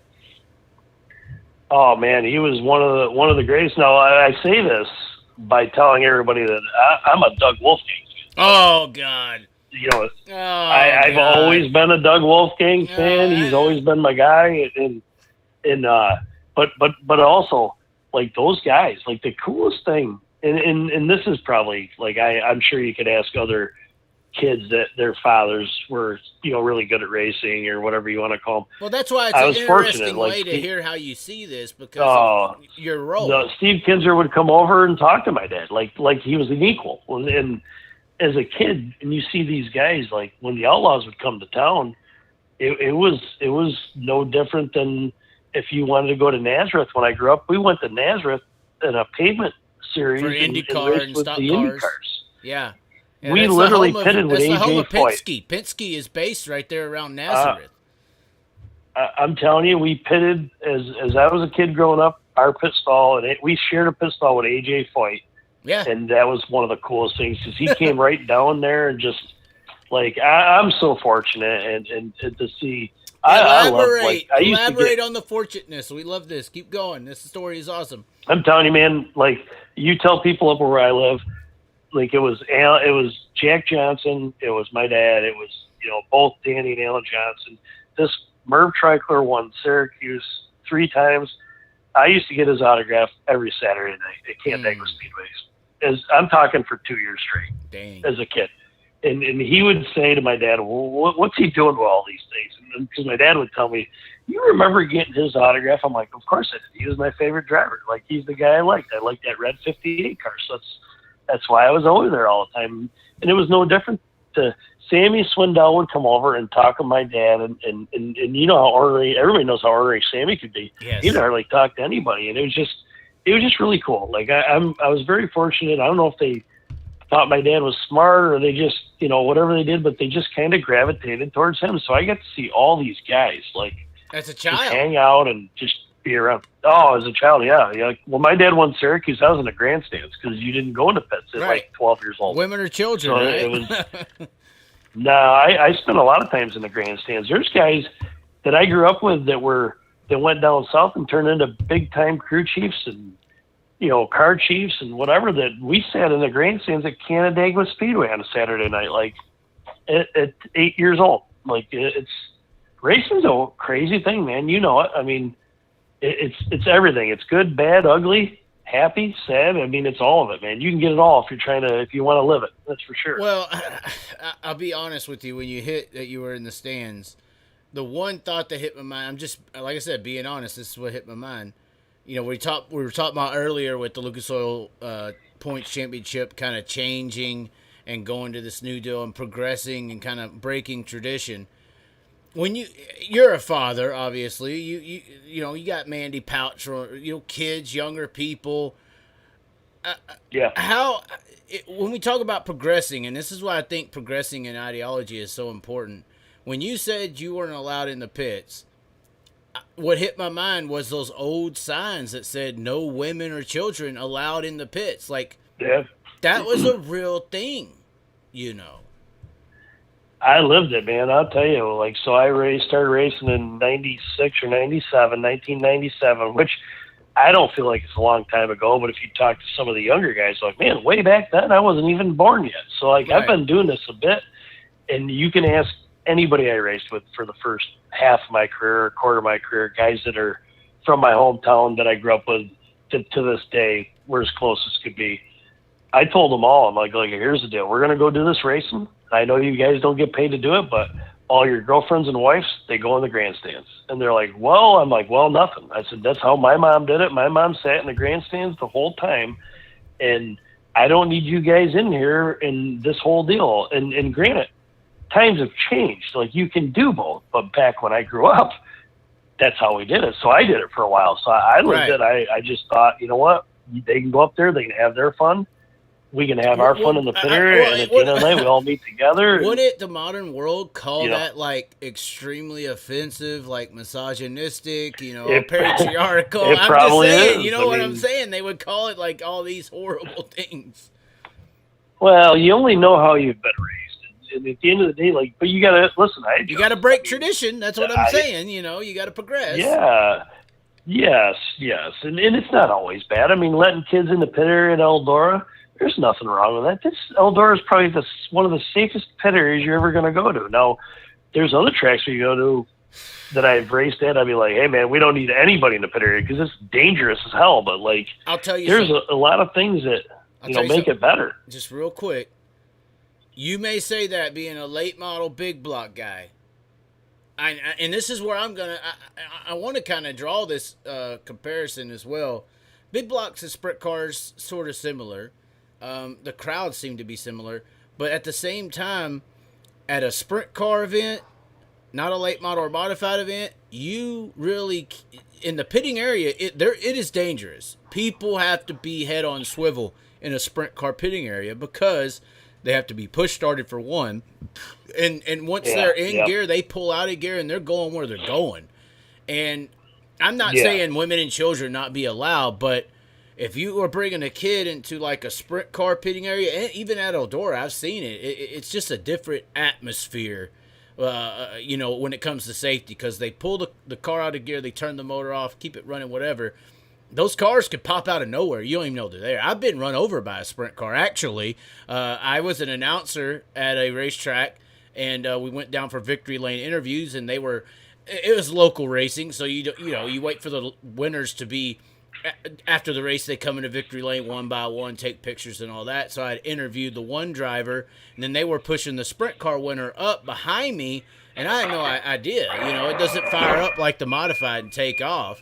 And I got ran over by the sprint car that was being pushed up. So I kind of get if it's late models or big blocks, where you could stop and slow down. Well, you know how it is. We putt around really slow. I can't comment on the sprints. I'm not. It's a dangerous atmosphere. It is. It really is. Any more of the interaction that we have with the sprint cars is usually Charlotte. You know how that goes. They're up at the top and we're down at the bottom. And honestly, like, for me personally, it's kind of nice to have that day off just so I could get to see a race once in a while, because a lot of times we're running exactly at the same time, and I don't have time to run up there, and they don't have time to watch me either. So it's kind of neat. I get to watch my buddy Shotzi win the one race.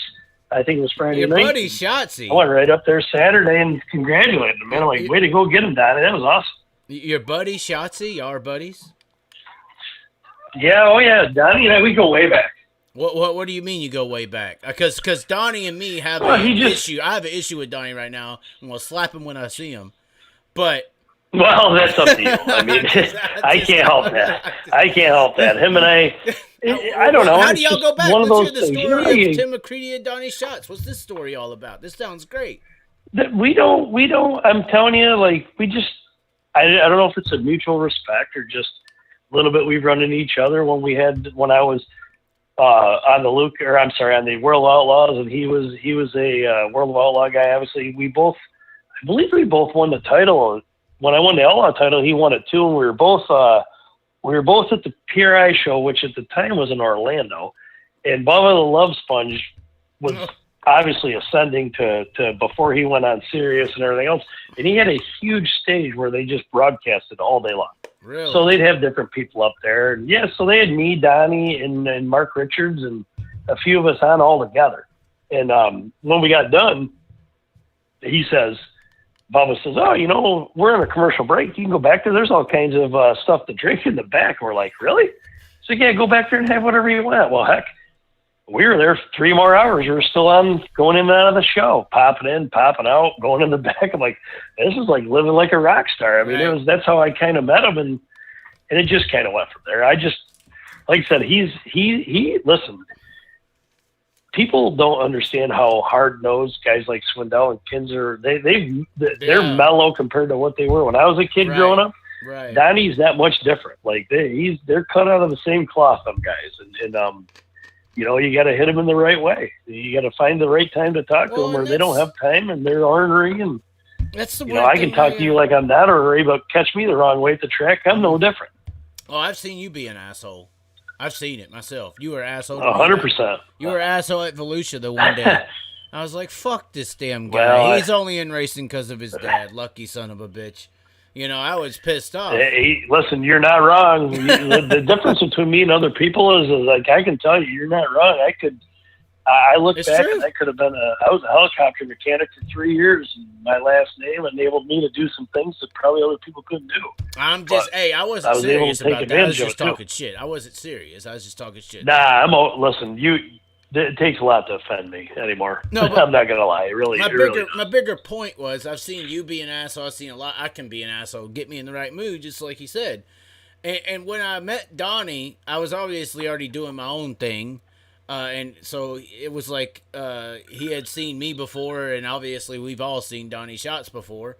And I kind of met a different person, I guess, because I guess I made him laugh or made a joke or said something funny. I mean, I know you kind of heard about me making some jokes racing the damn big block up there, or Sportsman at Canandaigua, you know. Oh, yeah. If you make somebody laugh, they kind of approach you differently. So I never got to meet this standoff, and that was my first time meeting Donnie Schatz. I never got to meet this standoff asshole guy that, I mean, I stand back sometimes, I see him interact, and he could get mad at this, interact with fans sometimes. I'm like, man, if that was me, I may not like his ass, you know. I mean, I'm just saying, like, that's how, if you get that version, if he's looking at the car, he's thinking about what he got to do for the dash, he's got to get up front, and some kid or person walks up and is wanting a picture, it's like, that's not the time to catch Donnie Schatz, you know. But that yeah, but it's usually never the kids. It's usually the adults. Well, I agree. It's the adult fan nerds.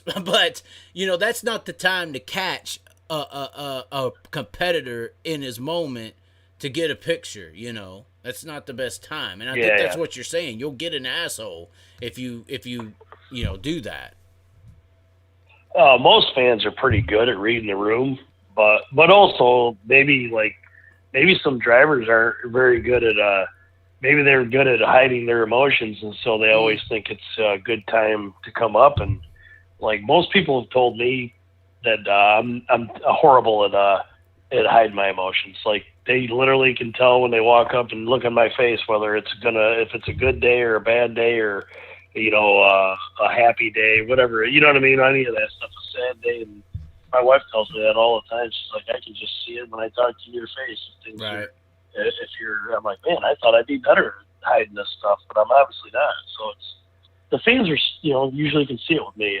But I'm well beyond, I'm usually truthful with them. I'll be like, look give me a minute here. And I mean a real minute. Like, I mean, the minute might be 20 minutes, but if you want to wait, I'll get to you. But if you really don't, and you want to all of a sudden flip the switch and carry on, and well, it might not go well for either of us when it's all over with. You know what I mean? But most of the time, the fans are great. Right, most of the time. I've just, like I said, I got to know Donnie Schatz, and the person I know Donnie Schatz is great. And you see some of these people label him an asshole.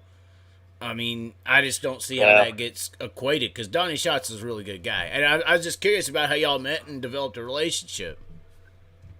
Yeah, we met that way, and it's so crazy. When I broke my back out there, you know, we've talked about the Chili Bowl a lot. I broke my back out there, and he was racing in Australia, and him and Tony were, I don't even know why, because I didn't really, like I said, I knew Donnie a little bit, and I didn't really know Tony that well. Stewart, obviously, they both showed up at the hospital for a day and hung out. And I'm Really? like, hey man, why are you guys doing this kind of? And they're like, oh, we wanted to check on you. We heard you got hurt, da da da. Wow, man. And then later on that weekend, Stuart flew me to Indy and hooked me up with Dr. Trammell to look at my back and things like that. So the That's racing so community, good like people, I said, man. And Tony Stewart and Donnie Schatz, I've even talked shit on Tony Stewart before. I mean, I'm in the commentary world. I'm just saying, like, I call things how I think I see them. I may have an opinion at one point and developed an opinion to another. Like, I was really harsh on the Kevin Ward Jr. situation. I thought that could have been avoided. I thought that could have, me personally, I thought that situation could have been avoided.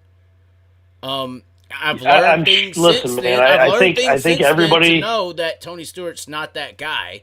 I know that Tony Stewart's a great guy. Look at what you just said. That's unbelievable what they would do for you. Well, I know this. Like, and like I said, some of it is family history, obviously. And at the end of the day, man, most of us, listen, I don't know much about what happened with obviously Ward and Tony.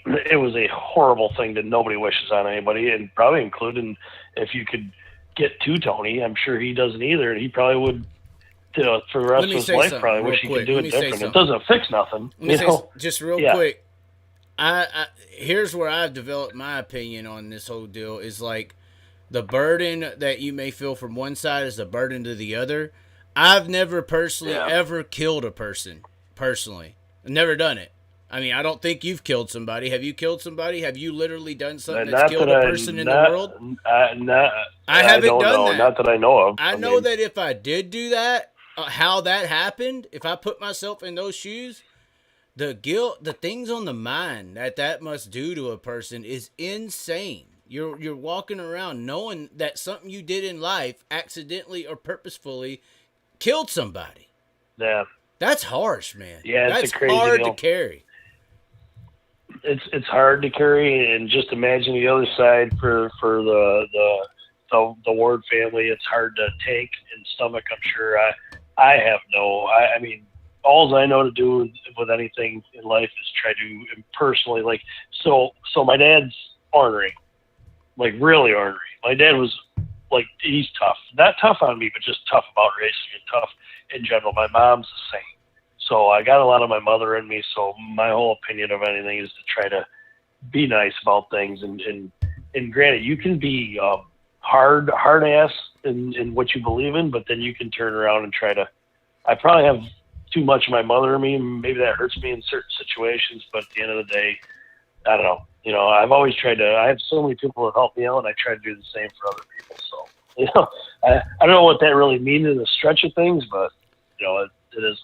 Oh, I don't even know how we got on that subject, but curious now. I know Stuart Friesen had some interesting comments, the Zemkin situation, but what did you hear when that whole deal went down? I mean, obviously you got more people probably than anyone nationally that had some people at least you knew that were at the track and stuff like that, I mean, honestly, like I was at Florence and, God, I don't know. I remember it. I think I honestly think I'm almost 100% sure it was the first time I'd won at Florence, and as like a crazy story. Like, get back to Donnie Schatz, right? So this Donnie Schatz says to me several years ago, you know what? What is with them horrible fire suits you keep wearing? I'm like, what are you talking about, dude? He's like, every one of these fire suits is dirty, ripped, clapped out. I'm like, well, I said, well, I got them for free from this, company Atomic, and I had some Leaf fire suits, and I said, I'm not paying $3,000 or $4,000 or $5,000 for a fire suit personally, and sweeteners, we're not going to put it in our budget. So he's like, you look horrible, and I'm like, well, look at you, we're Evolution. I'm like, look at you, you got these neon white and green shoes on, dude. I said, you literally might as well just put a light over the top of you and say, hey, look at me. And he's like, well, you got to be like that. He says, there's nothing wrong with looking good. I said, I hear you, dude. So this guy says, he just literally out of blue calls Simpson and says, I'm going to buy you a suit. So he buys me a suit. So I want to put my car wash on the front of it, which was fast lane. And so so the first race in this suit, we won at Florence, the North-South. And of course, that same night, I think I'm almost 100% positive is when all the stuff went down with Tony and all that. I don't really know everybody up there. Did you see the initial video? Like, I remember when I was at a track, I was announcing at Devil's Bowl at that point, and I remember being in the pits when it came out on video, and it was just so insane to see. The whole thing is it was crazy. It's a tough deal all the way around. And then he didn't race the next day at Watkins Glen like it was national news, you know. I'm going to tell you this. What do you want me to say? There's no right answer. Like, I have no right answer that I, one way or another, would say that would do anything. I mean, how the hell do I know? Well, I'll tell you what. Here's what happened with me. I'm not trying to skirt any of this stuff here. I'm not trying to skirt this. I honestly have never driven a sprint car, so I don't even know about any of this. I do the little bit I might think about it. I don't really know that Tony Stewart and all them, I don't know how they know each other. I mean, maybe they do more than I do. I don't really know, like, any of this. So it's just such a horrible deal. Well, I'll tell you what. That shouldn't happen. On all accounts, should never happen. When that did occur, and this is honestly a very big turning point in my life when this occurred, because I was working at the track, promoting, trying to help. I was sending in things, trying to get mainstream media attention. In Dallas, Texas, a very mainstream big market. You got a track 20 minutes from downtown. I mean, it's a dream scenario. Promote. I was doing everything you could. Yeah. Now, I never got I used to email results and all these stories to different ABCs, Foxes, and all these stations and all that. So they never responded, ever. When Kevin Ward Jr. died, they cared. Oh, there's a track? Oh, it's Devil's Bowl? Oh, it's this? What do y'all? Oh, there is a track. Oh, well, what do y'all do? Oh, hey, there's somebody who died. We want to talk about it. It's like you didn't give a damn that we even existed. And we were doing all we could. We were doing ads. We were doing TV. We were doing radio. We were doing billboards. Oh, and this is when my attitude, that's why I say it shifted me. And it made me really, really, really upset. Because I know that there's a bunch of NASCAR drivers who can't come to that track on a weekly basis. My weekly race car driver in a sprint car could probably whoop anyone's ass that wants to show up. A weekly racer. I mean, you see PA, you got some of the greatest race car drivers in the world at some of these weekly events. And this fucking mainstream world don't give a shit if they're alive or and winning, but they care about them when they're dead. They care about them if they die. Yeah, I mean, that's the only time you give a fuck. But we got world-class society-based drivers. We got world-class drivers.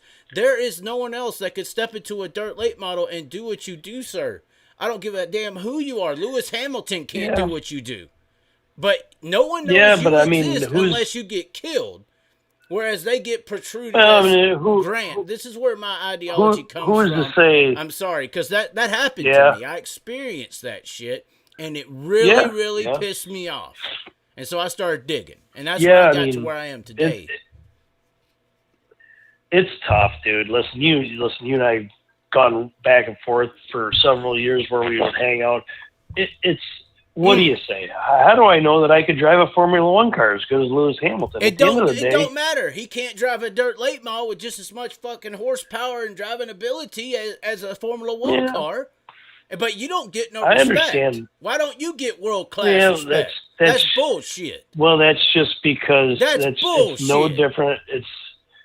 I appreciate it, but that's how you grow up, right? You grew up in your race. But is that not true? I mean, I'd like to believe I could. Okay, hold on. Do you think Lewis Hamilton can jump into a super late model today and whoop your ass? Right now, first try.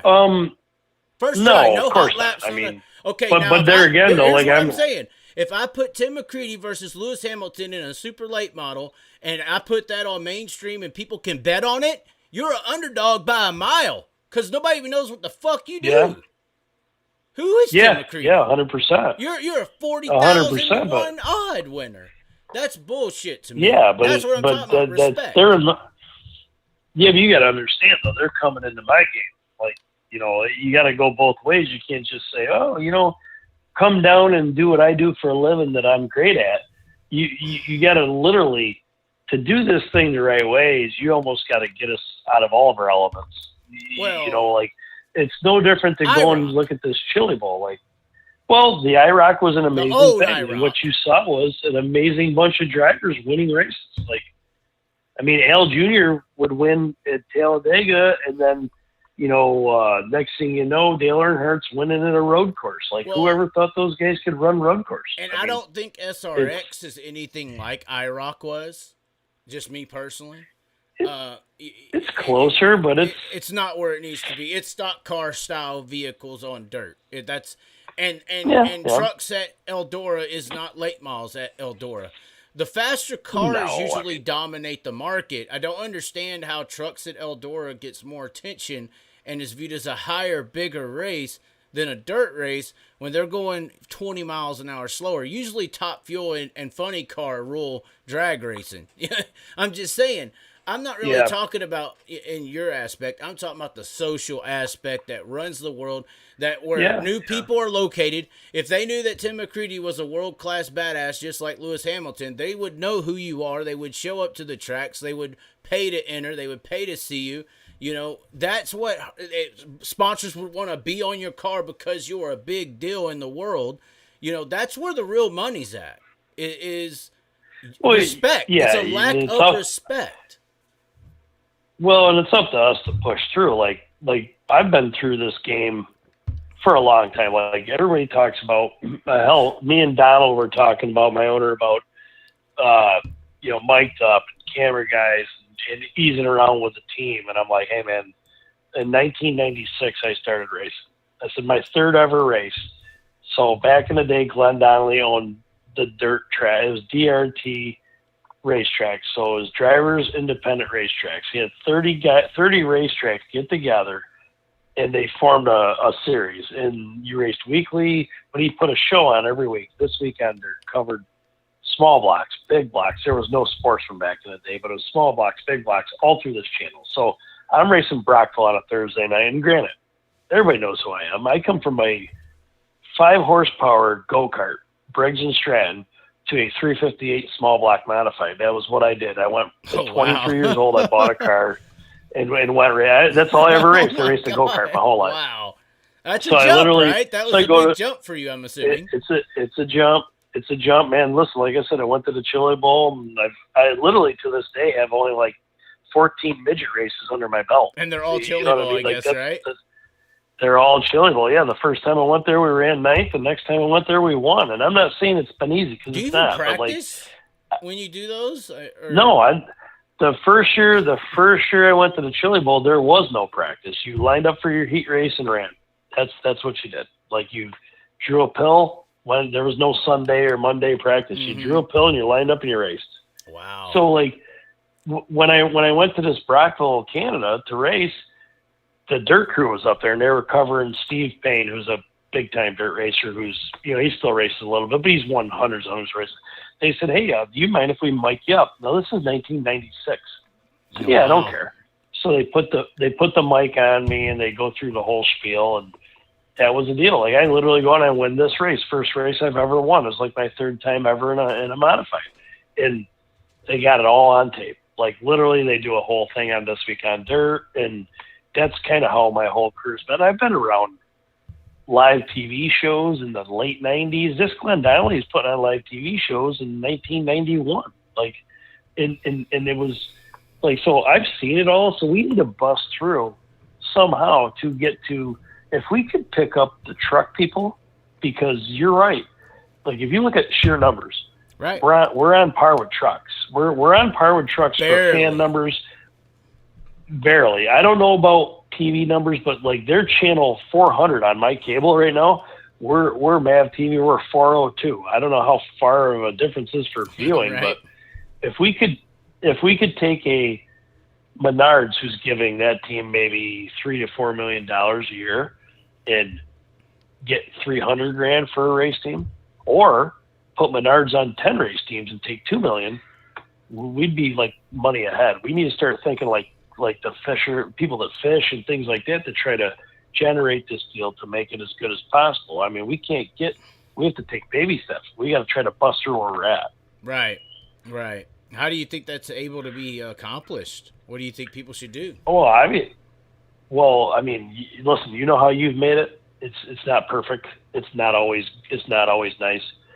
That's part of it. We need some of that. We need some of a lot of things, but we also need you guys to understand that, like, for me personally, to think how you get there, we need promoters. We need the streaming people. We need to be a little more open. No, I don't need to know your whole business model, but if we gave a little, and say we gave 50% of what we really do to work together, who knows what we could accomplish? I mean, anything in life has always been a major person or a major thing. Like, you look at NFL football, you look at WWE wrestling, you look at all the monster trucks now, you look at all this stuff. The main thing is there's something that pulls them all in one direction. Right now we have promoter going this way, race teams going this way, slow racing or Lucas going in another direction. And they're all, you know what the dirty secret is? God forbid if I told anybody I made a little bit of money, because then they're all mad at me, and then I'm battling. And it's like, how about we actually sat down at a table with a couple of these guys that are just geniuses promoting? Because there's a lot of promoters that are amazing with some race teams. I'm like, hey man, what do we do here? Like, what do we do here? What's the move? Instead of like taking a third of the pie, how about we put it all in and we gamble and we make ourselves way better? I don't know if it's possible, but people got to let their guard down, and they're just, right now and this year, they're not willing to do it. We want to complain that streaming people make too much. I want to complain that, I need a better percentage, and my owner, his bills, and at the end of the day, the promoter's like, I got no fans because there's live TV at home.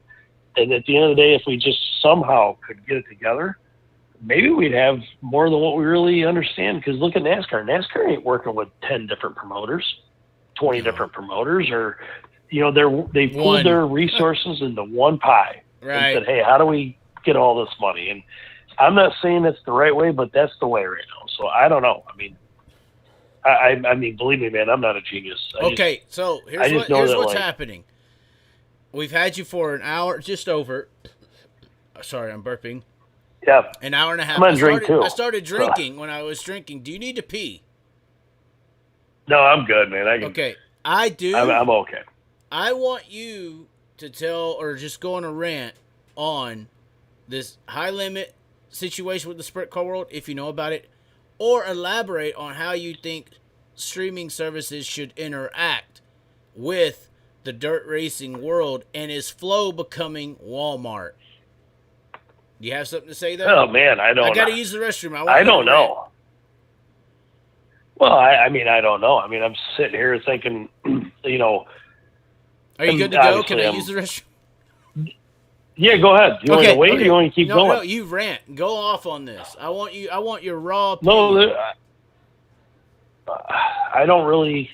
It's a weird thing, the streaming thing, and just everything that Flow has going on, and also say dirt on dirt before Flow on our end of it. I don't know how you like to peel back. 'Cause I lived with Dirt Motorsports, where Glenn Donnelly and his son Pat Donnelly, they built this whole empire of where their studio was at Wheatsport, and everything was done in house, and they sold it to Comcast, would show up and put these races on, partly because they had this product. Like, and this Doug Logan was the announcer, and he also announced all the Syracuse football and basketball games. And he announced Notre Dame games for like major dudes that were part of this whole thing. That to this day, when I go to Syracuse to the Dome, I see these camera guys running the same ones that were weekly racing. And then Rigsby comes along, and he's the only guy in the pit area with a handheld camera saying, hey, do you mind if I interview you? And he's putting it into a website. And he's forwarding that. Fast forward however many years later. How can I look at Michael Rigsby and be like, you know what, dude? It ain't right. It ain't right that you worked this hard. I deserve now that you're successful, I deserve all this stuff that I just deserve I deserve a part of what you did, even though I'm a part of the situation. I don't know how I can ask a guy that guy was doing all this legwork, and now he gets Flow to come in, or whoever gets Flow to come in. All right, I'm sorry. Are you still going? Yeah, I don't know if you've heard me, but they want to do more racing, and they want to do more of this. I don't know, man. I'm not going to tell people that have worked their rear ends off, their asses off, to get to a point in their life like a Michael Rigsby and say, hey, Michael, look at you interviewed me 100 times and nobody else would interview me once, and now you owe me some money because we're making it now. Like, that guy was doing so much legwork that nobody wanted to do. Anybody could have grabbed a camera and did it. And I'm not here to tell you he's great all the time, because he's not. But Flo's involved. These guys are involved. I just don't know the streaming end of it, so I can't really tell you, hey, these guys deserve to give us more money. But I know this. They've given us more than they ever have. So hopefully it just keeps going up. That's what I know about all of it. Now, sprint car deal, I don't know. So Flo, obviously, Rigsby is kind of the head honcho of the racing side of things over there. But Flow Sports is Flow Sports. Now, I agree with what you're saying. The legwork gets that respect, that from people. It gets that respect, and what he's done is amazing. I hope I get respect for doing what I'm doing now when some CNN or Fox or ESPN starts covering y'all's ass. That's what I'm saying, Yeah. But yep. At the same time, when you go look into Flow Sports and some legal issues they've had in the past and some debt relief, and then also you look at how they are slowly becoming the Walmart of this situation. They're slowly becoming the monopolized situation, and you look at their wrestling side, and that's kind of what they've done, and people are mad at them. Like, I've heard a lot of wrestling people. I had a message the other day. Wrestling people are upset at Flow because they monopolize wrestling. I don't. Dirt Vision is still, even Dirt Vision is your local hardware store in comparison to Flow Sports. Flow Sports is Walmart. Yeah, I mean, it's hard to comment because I don't know. I mean, I really don't know. I mean, I don't know what I mean by what I'm saying, right? I mean, who's that? Well, big? But I don't. Well, not a lot of people. I mean, but you got to remember, like, if you look at the top tier of our level, it's, money wise, it's NASCAR. It doesn't matter whether you think the talent's good enough or not. I mean, there's guys in late models that are paying for rides. Like, maybe you don't know them, and this is not prevalent. There's midget guys that pay for rides. The pay for play in racing it's always been there since I was a little kid, since my dad was growing up. But like to say they're the Walmart, I don't know. I don't know what that means. Partly because I'm saying because they have Flow Sports. It is nice that they have everything. I mean, I'm just saying they have Flow Sports, but they have Flow Wrestling, Flow this, Flow that, Flow Swimming, Flow Basketball. Like they are the industry. If you look at all the companies, how big are their net worth, for instance. Yeah.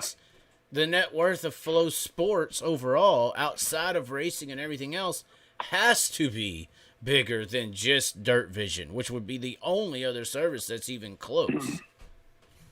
Yeah, you're probably right. And then the kicker is on my end of it. I mean, I don't know what that means in the grand scheme of things. Like, right. I asked Brad Sweet, do you think Flow's using you to monopolize racing? With the High Limit series that is splitting up. I don't know if you heard how much about that, but that's when I don't know what it's doing as far as splitting guys up. I just know that they're paying some more money than, Well, how do you feel about contracts on the sprint car side where they can't? You don't have that certain stipulation. You can race whatever you want. Correct? We have so. Like, to be able to do what we do in our division, you have to have great owners to have the ability to race all over the country and follow tours. So I don't know how many sprint car owners can do it. Here's what I do know. As I was a kid growing up, there was World of Outlaws, and they had the All-Stars. Then they had the stuff that Swindell and them, maybe even Kinser tried to start in the 80s. USA the USA deal. Yes. So at the end of the day, if you don't have enough drivers and owners to support it all, it doesn't matter how many times you want to break off. It's going to fail. Nice. So, because you don't put pressure on the other tour to do anything, because they just wait you out and they just say, hey, look at it, man. There's only 4 of you or 6 of you that broke off, and then you just piled up a few guys that they might not have a good enough team to even make a 50 race schedule. Right. Our division's so much different because Rocket is putting out 300 plus cars a year. Longhorn's putting out close to the same. There's 5 different builders that are putting out so many cars, and we have upwards of we're getting ready to go to Florida for Speed Weeks, and you're going to go to 7 different tracks or 6 different tracks or whatever it is. You're going to see different guys that you haven't even seen at the first 2. And we just have the ability with owners, drivers, and teams to be able to support 2 series. We almost could support 3 series. So at the end of the day, when you have that much support, you can't just lock people down, if that makes any sense. We had that same contract that the World of Outlaws have with the sprint cars back when we had late models. And it flew for a little bit, and then all of a sudden when the money got better, we're like, hey, man, here's the deal. That contract you keep offering us, it ain't that big of a deal. We'll go run back at the time the Stacker 2 series, it turned into Lucas, or we'll just go run an open schedule because there's $10,000 to win races all over the country, like 60 of them. So that's the deal. There's not that many. That's the deal because you had guys like Brent Marks and Anthony McCreadie this year who are from PA who just, they pay a lot over in there, but they traveled as well. Yep. I mean, Brent Marks won historical big one in Kings Royal back to back. That's I think people are seeing those examples of, hey, here's some guys who didn't do nothing, made just as much or more than me. And that think maybe that step where y'all were at with the Outlaws and the late models back then is maybe where the step the sprint cars are at right now. Maybe, but I just don't know if there's enough teams. Like you got to have, I said, Knoxville obviously gets a lot of cars, but like this $1 million race that they're getting ready to have will show you if there's a chance to do it. Like if they did it right, like if they did our late model deal right, in my opinion, for our $1 million own race at Eldora, they would have had 200 cars there, but everybody's about putting it on first. And so it's $1 million to win. If they paid $20,000 to start, you would have had another 100 guys show up to think that they can make the race. But we all know at the end of the day, there's only 10 of us that probably have that are going to. I mean, still I go back and more look at the record entries than the books for World the last 10 100, years. right? They still have more entries than the World 100, right? So I mean, yes, exactly. So what I mean is that if this sprint race doesn't draw 150 sprints, how can you tell me that we can have all these tours, all these extra so you're tours? saying quantity of super late models that are out there. Yes, that's exactly what it is. And now listen, I'm not a super late model guy. I'm a big block guy. You got them by numbers. You got them by owners that are willing to race, and willing to spend what it takes and hire people and go out on the road. Now, granted, I don't know the difference between running a sprint car team on the road versus a late model team. It could be way more because they go all over the country, So you could drive to pretty much every state and see super late models in the Midwest to the East Coast. You can't do that with sprint cars. 410s at least. You were trying to allude to. I'll tell you this. Got Knoxville, Ohio, PA, and as far as in California, West Coast. But as far as that, outside of that, you ain't got much. Houston, that's it. Exactly. And I'll tell you this straight up. I love watching sprint cars. They're dangerous. They're exciting. They're not always the best race, but they do some things that you look and you're like, "Whew, man, that makes the hair stand up on your arms." Well, my best comparison to late models and sprint cars is you can't get that same closing rate that you see visually. No. A guy messes up in a sprint car race and the guy behind him don't. You can close up 10 car lengths. Just that quick. Yeah, you literally want to see how crazy a sprint car is show up at Volusia and watch these guys go around this Volusia in 12 seconds or 13 seconds. It's amazing what those guys do behind the wheel of those cars. And at the end of the day, though, the division I'm in is because that's where the most money was for me, and I just don't think there's enough teams. I think it's really that simple. There just isn't enough teams to be able to say, hey, you know what? We can start this high limit deal. And if Sweet and whoever wants to go over there and do it, it don't matter what the Outlaws make. Well, then the Outlaws got a choice to make. How do we do this? Do we pay way more money? That's why our tour and all of our stuff's got way more money, because you got the Outlaws bumping their money up. You got the Lucas button their money up, and then you got the XR that just popped in and decided to pay really good Hold money, on. and it Is it just that forces because everybody of to pay more money. But isn't that because of competition? You know, everybody. Competition, It was a bidding war to get the cars and the stars. Whereas in the sprint car world, you can't even do that because of the contract situation. You're never going to be able to do it with the contracts if you don't have a viable option with enough people to support it. But what I'm saying is just like the guys the stars of sprint car racing that everybody wants to watch. Previously, even prior to this year, for as long as you could think of, since they've been signing this thing, they're in the Outlaw Sprint Car Series. So you could do what an XR did, but you can't get Donnie Schatz and Brad Sweet this last year. You couldn't get them. You can't. Well, we lived it. Like I lived it. Is what I'm saying. The sprint cars just don't have any competition. It's competition. Because of contract. Yeah, well, it's competition. So if you want to do it, you got to be willing to take a hit for a little while to make it better in the end. I mean, I literally raced.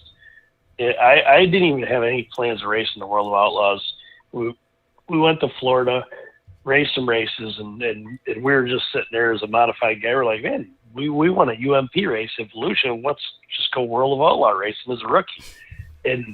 But the deal was like that contract wouldn't let you go anywhere. Well, as things evolved and the money kept getting better, and then other people, and I'm telling you, man, it was. If you looked at, say, LaSalle racing a Lucas race, they had all these guys over there, including Bloomquist at the time, who left the Outlaws, some other guys. It just like literally, you got to have some big name teams and big names. You got to have enough of them to be able to do it. And granted, I don't think I'm not knocking sprint car racing, but I just don't know if they have enough bona fide race teams to support everybody doing it. I mean, how could you take a team that wins the World of Outlaws and say, okay, you're going to run 10th in this other deal and you're going to make less money, or stay where you're at and take your guaranteed money? So right now they're in a, it's an inflection point where they want to do. I mean, right. Well, what was the World 100 and the Dream back then with the Outlaws? Is that a sanctioned race or no? No, they're UMP races, so we could all go to them. Like, the one thing about late models, they did have a contract where we had the 48-hour rule, and then it's like a 100-mile radius. I think you couldn't race within 48 hours of a 100-mile radius of a track that was going to race or something like that, if I remember right. Right. But they didn't do it for the World 100, and there was just a lot of things that like the late model people would band together at points for certain things. And now I don't know sprints, and I don't know how they are, but like there was a time where we were going to lose our tire deal, and we banded together and we decided, hey, look at we're against this. And what happened? Did they bark back, or was it negotiated? They literally started the World of Outlaws. That's how the late model deal started. It was over tires and some other things that weren't even in. I wasn't even around for the beginning of it, but I was around for a year after it, and it was over tires losing their tire deal and different companies taking over some things, and the drivers all got together and, worked on a deal with at the time was Boundless. And,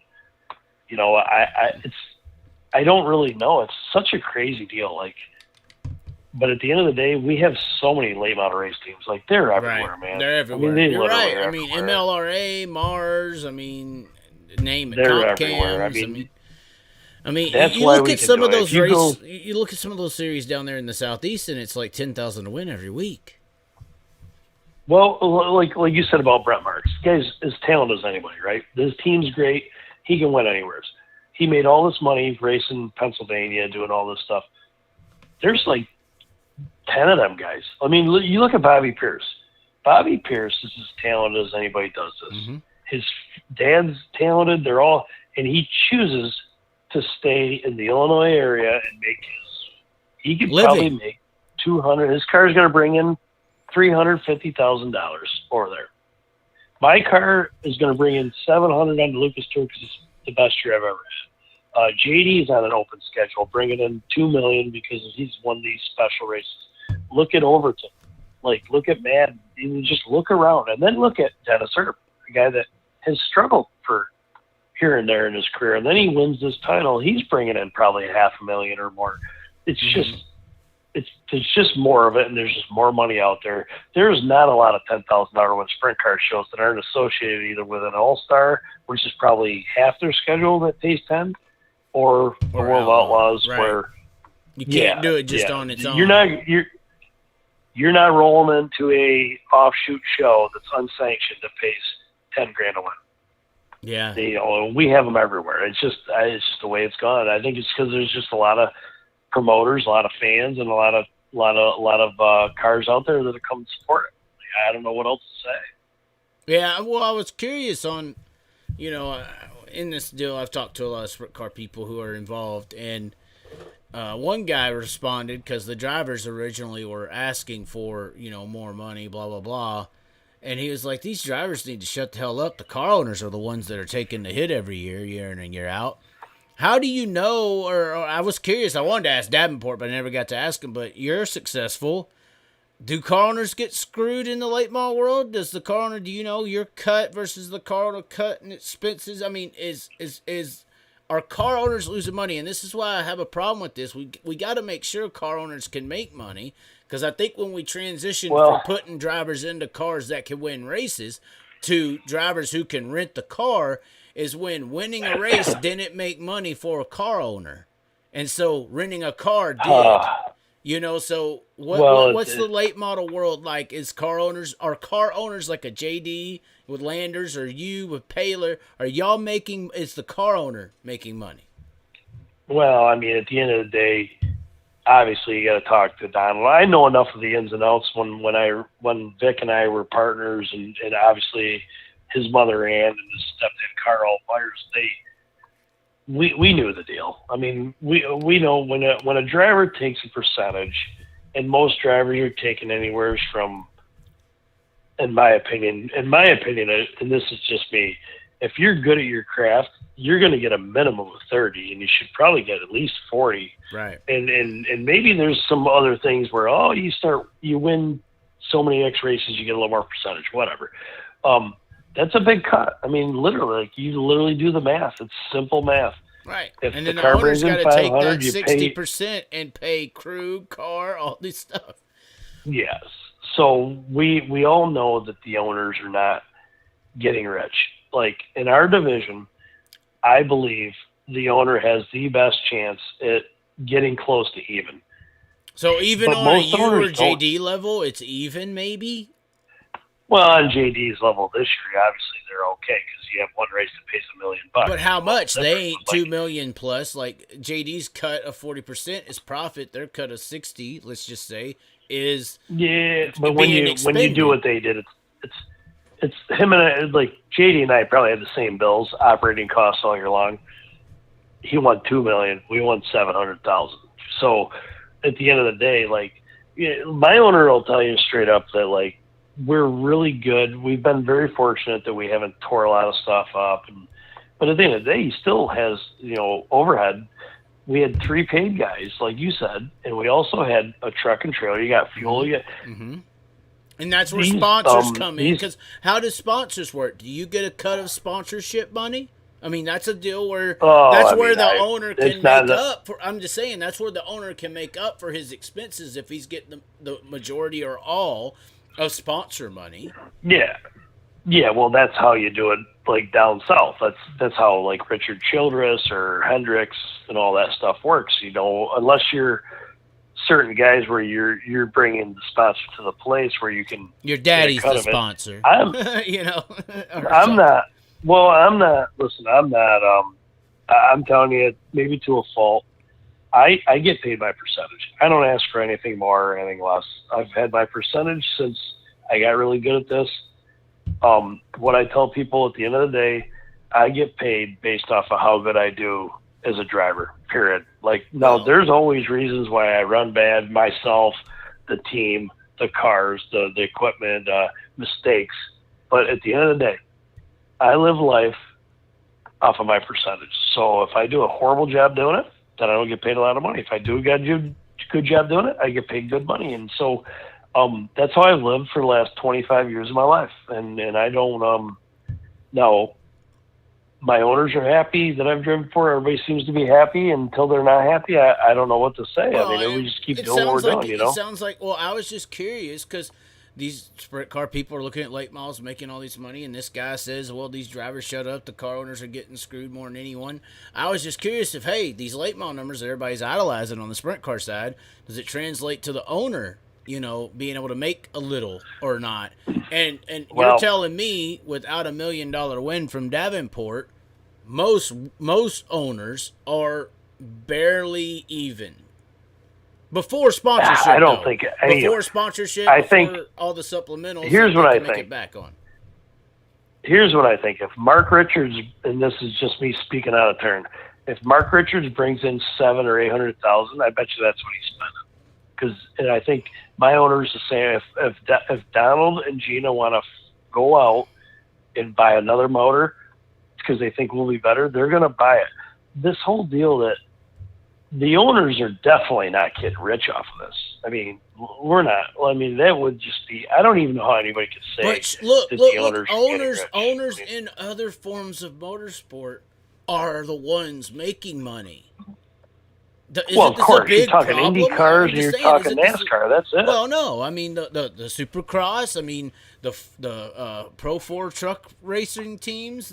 I mean, the scope. Well, yeah, I don't know enough about that. Well, I'm just saying, though, in NASCAR and IndyCar, if we're going to make a step, one of those steps is the owners start making money so that they can put drivers in the car that will make that money, you know.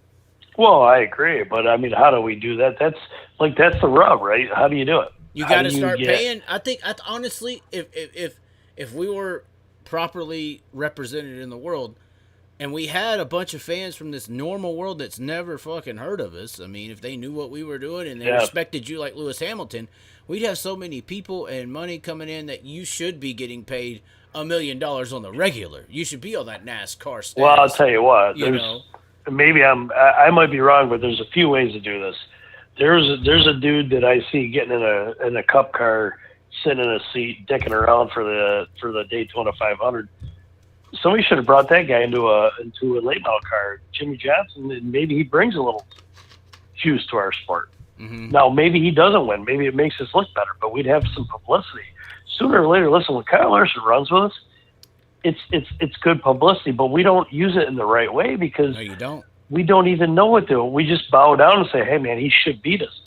Well, I don't live in that. And here's what happens. I posted up these mainstream medias because I'm in the media world, so I talk to their ass. When Kyle Larson wins a late model race against you, it's on NBC Sports. But when he runs 15th, nobody knows. Nobody hears about it. Nobody hears about it, and our own sport don't promote it. I think when you beat Kyle Larson, the headline the next day, just as they treat Larson wins this, should be underdog wins. T-Mac try to give me Kyle something Larson's ass, you know. But who's the best in the world now? Question mark. You know, I mean, I'm just saying. Well, I mean, there's something to doing things the way wrestling or monster trucks does it. I mean, there's 10 different gravedigger drivers, right, at the end of the day. But if he's gravedigger and he gets knocked off by Maximum D or Hulk Hogan drops the belt to some young guy, it's craziness. We all want to live in a fantasy world as fans. We could do it, like, if we have a little bit. You're right. Like, if I beat Kyle Larson, they say, hey, man, look at this upset. Normal. How could you? Yeah, that's normal, though. You are if they're going to promote Kyle Larson winning, they should promote you beating Kyle Larson. Look, I know, and some of it's got to be, we got to try to figure out how to get it to pump it up a little bit. And the problem is no different than NASCAR. NASCAR doesn't want anybody to take away from their deal. It's no different to talk about these promoters. So you get the promoters are fighting with the drivers are fighting with, the next guy. And at the end of the day, we're all fighting with each other. What if NASCAR could understand that, hey, at the end of the day, guess what? It's not such a bad thing that our 10th best driver gets beat once in a while. Oh, we lost Tim McCreadie. Hold on just a second, ladies and gentlemen. We will try to get him back. You hung up on me, you son of a bitch. I lost. No, my damn earbuds knocked out. Hey, the same thing happened to Shots. This is when it gets good. Yeah, so I said, hey, what if this NASCAR deal, whoever you want to consider the 10th best driver, he comes down here, he dicks around a little bit, and we beat him, and they're like, wow, maybe we're not so good. And then they're like, you know what? We're going to elevate this guy to the worst cup team in America, and he's going to get his dick kicked in. Well, then you turn around, and, it just feeds the fodder. Everything just goes and goes and goes. Well, the problem we got is that nobody wants anybody to even remotely get into that realm and show that they're good to blow up the goal.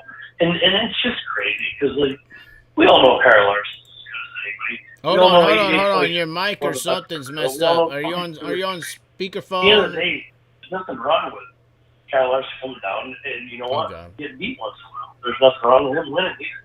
There's also nothing wrong when we take Brad Sweet and put him in my car and let him win and then turn around and publicize that too. But we just fight with each other or we just ignore it. I don't know how to answer it. It's such a crazy deal, I think we lost you. Can you hear me? Oh, hold on. Something happened. I got you. Okay, you're back? I'm back. Okay. Sorry. It went on speakerphone or something. But, yeah, do you think that happened?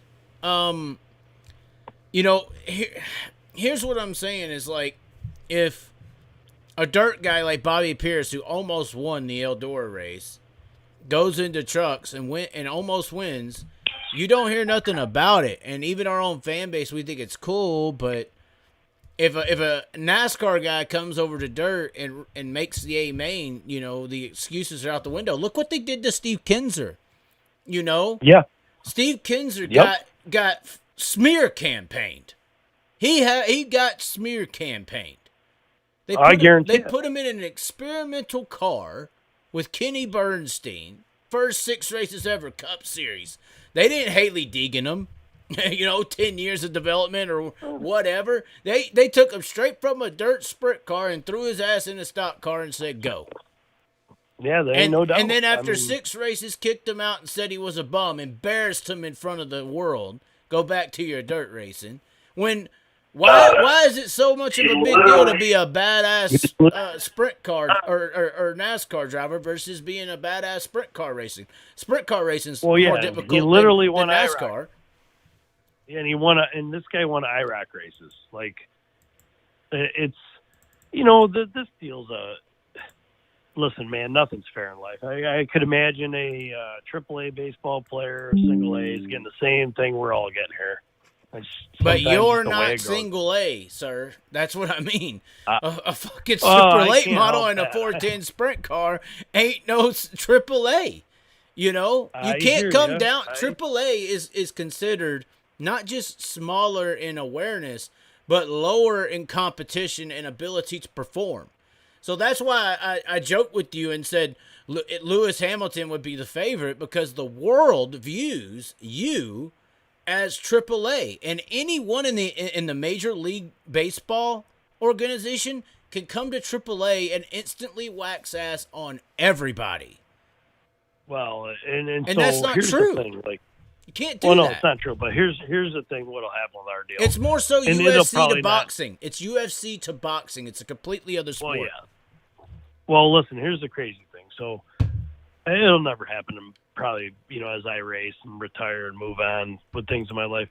Sooner or later, the right promoter or the right guy, I don't know who he is, will make light of this whole deal and take all of this craziness that we keep talking about, the Donnie Schatzes, the Kinsers, myself, my dad, whoever. JD, and say, you know what we're going to do right now? We're going to take this guy and we're moving him up, or, not when I say moving him up, not for him, but for the people that know nothing. There's a lot of people in this world that don't know a lot of things, whether it's racing, anything else in life. And then they're just hoping for a show.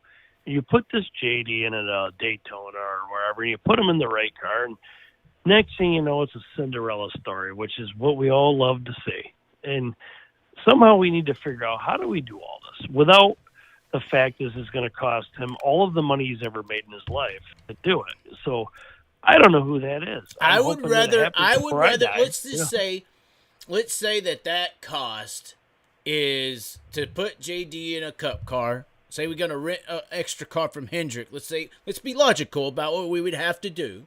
We'd have to rent an external Hendrick car, and let's just say that cost would be around $20 million to put that together. 10 million, could be 20. Let's say 10 million. Name your number, let's say right? that's a low number. 10 million. Somebody's jumped in and sponsored, but let's say it's 10 million.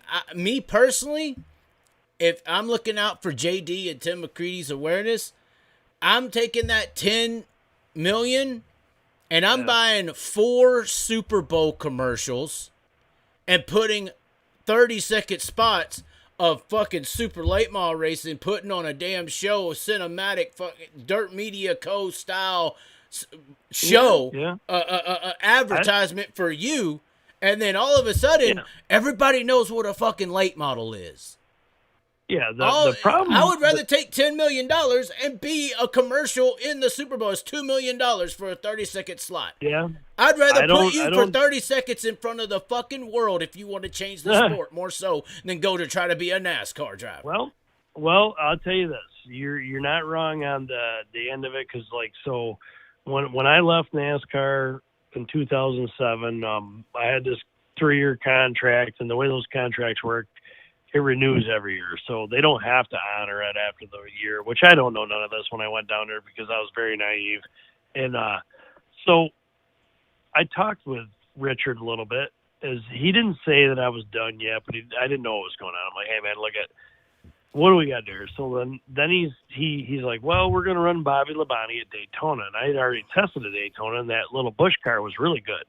And I said to him, I said, hey, not for nothing, but if I sit on the pole at Daytona, because that's how good this car is, we went down there and tested in single car runs. It was by far the best car there, and I'm not doing anything.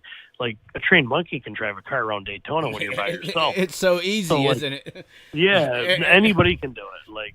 So this car is so fast. I says, if I go down there and set the pole, maybe somebody, a corporate guy, is excited, yada, yada. I said, but if Bobby Labonte Cinderella story.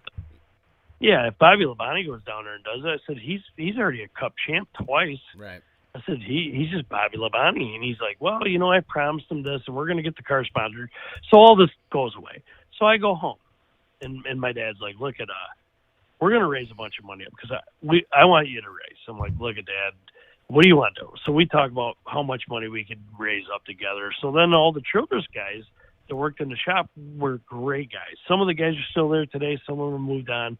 They were like, hey, listen, if you want to get involved in this, we'll get you the right car. We'll sell them to you. Were any of the shop guys like on your side where they were like, fuck this is bullshit. Listen, they're not letting you run this car.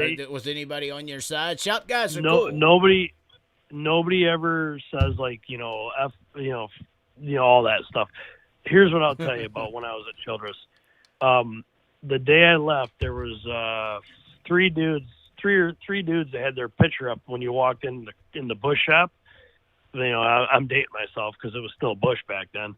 It was Scott Wimmer, Clint Boyer, Kevin Harvick, and me had all of our pictures up at this. No, I only ended up running 6 Busch races total, but I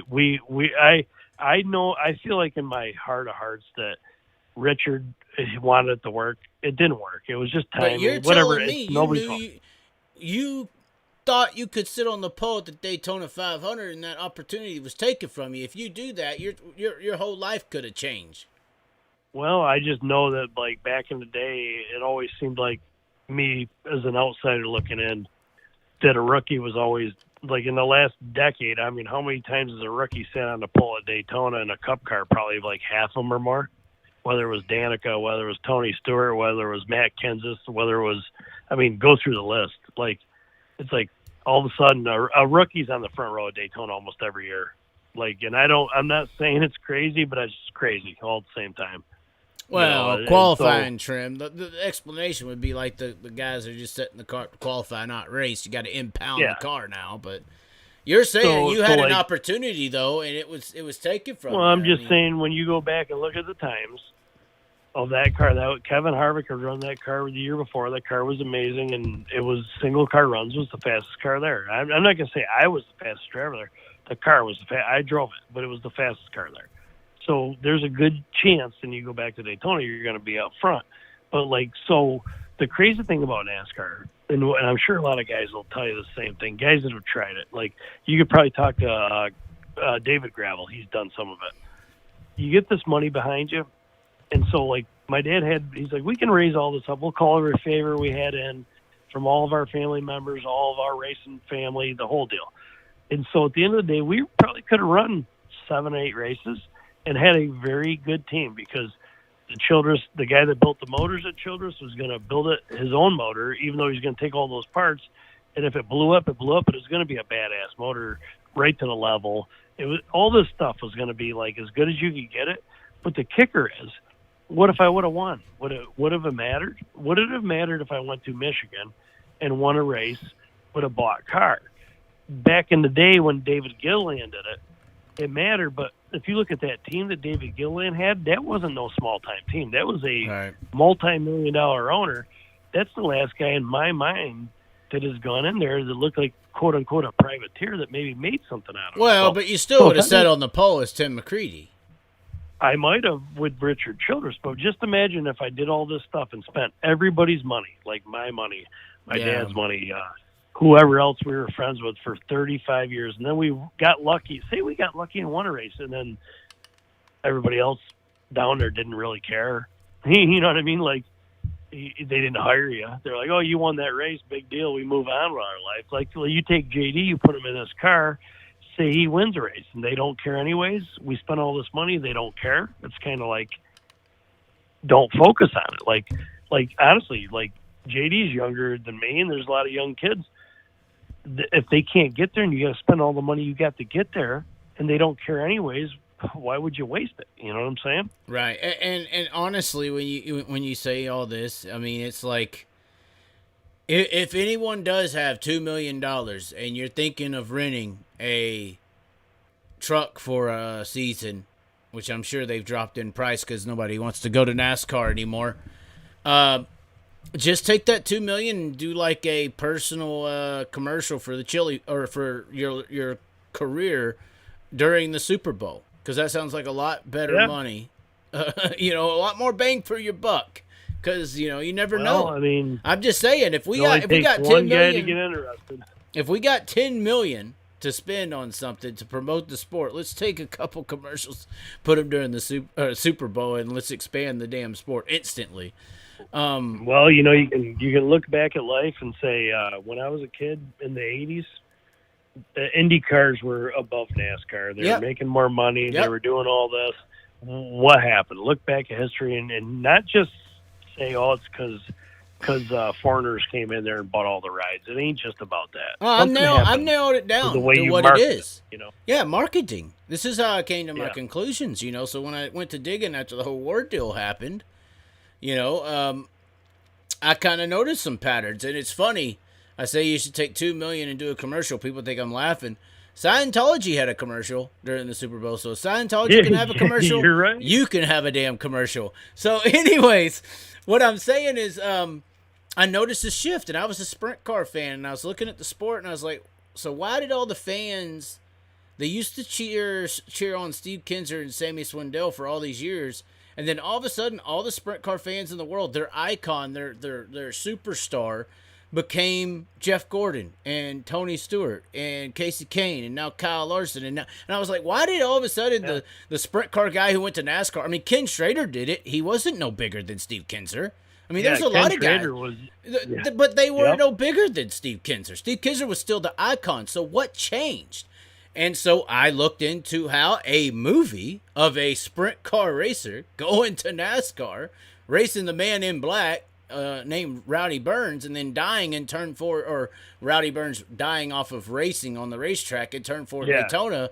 I was like, hold on, this marketing with this movie in 1990, and then you had Jeff Gordon come along, who was a California sprint car racer just like Cole, get into a rainbowy looking car and start racing Dell Sr., a movie fucking came to life. And I really don't want to know. Yeah. I really don't want to know how they figured out that when Jeff Gordon went from the rainbow car to the flame car, just like Cole went from the rainbow car to the super flow car, that there was a wreck at turn 4 at Daytona that kills off the character of Rowdy Burns. So I don't want to know, but I'm just saying, I think that is a real turning point where the icon of sprint car racing changed from being a sprint car racer, like late models still are, and like all these other dirt racing series are, but the sprint car icon, the biggest name in the sport's Kyle Larson. Biggest name in the sport's Tony Stewart, and that's been a trend since then. I think that happened a lot too. And IndyCar used to be big, and this all transpired when the IndyCar series got split, or kart series got split with IRL. Yeah. I mean, it's an amazing thing how, like you said, how that went down. And some of those, like, anytime somebody younger comes along that's really good at their craft, it really, you know how that goes. It ruffles the older guys to a point. We all get ruffled. I can't say that I've been ruffled by younger guys. I'm like, this guy, he ain't showing me half the ounce of respect that I'd like to get, when I had to show a lot of respect for the guys I grew up racing with, because it was a different era. And then you turn around and this guy actually makes it, whoever these younger guys are, that does spark some interest. And then if the media runs with it like they did with Jeff Gordon, you can't argue about how that guy was. He's a heck of a racer. I'll tell you what. You know what's really scary about that movie is, obviously Dale Sr. doesn't race anymore. He dies at turn 4 like Rowdy did.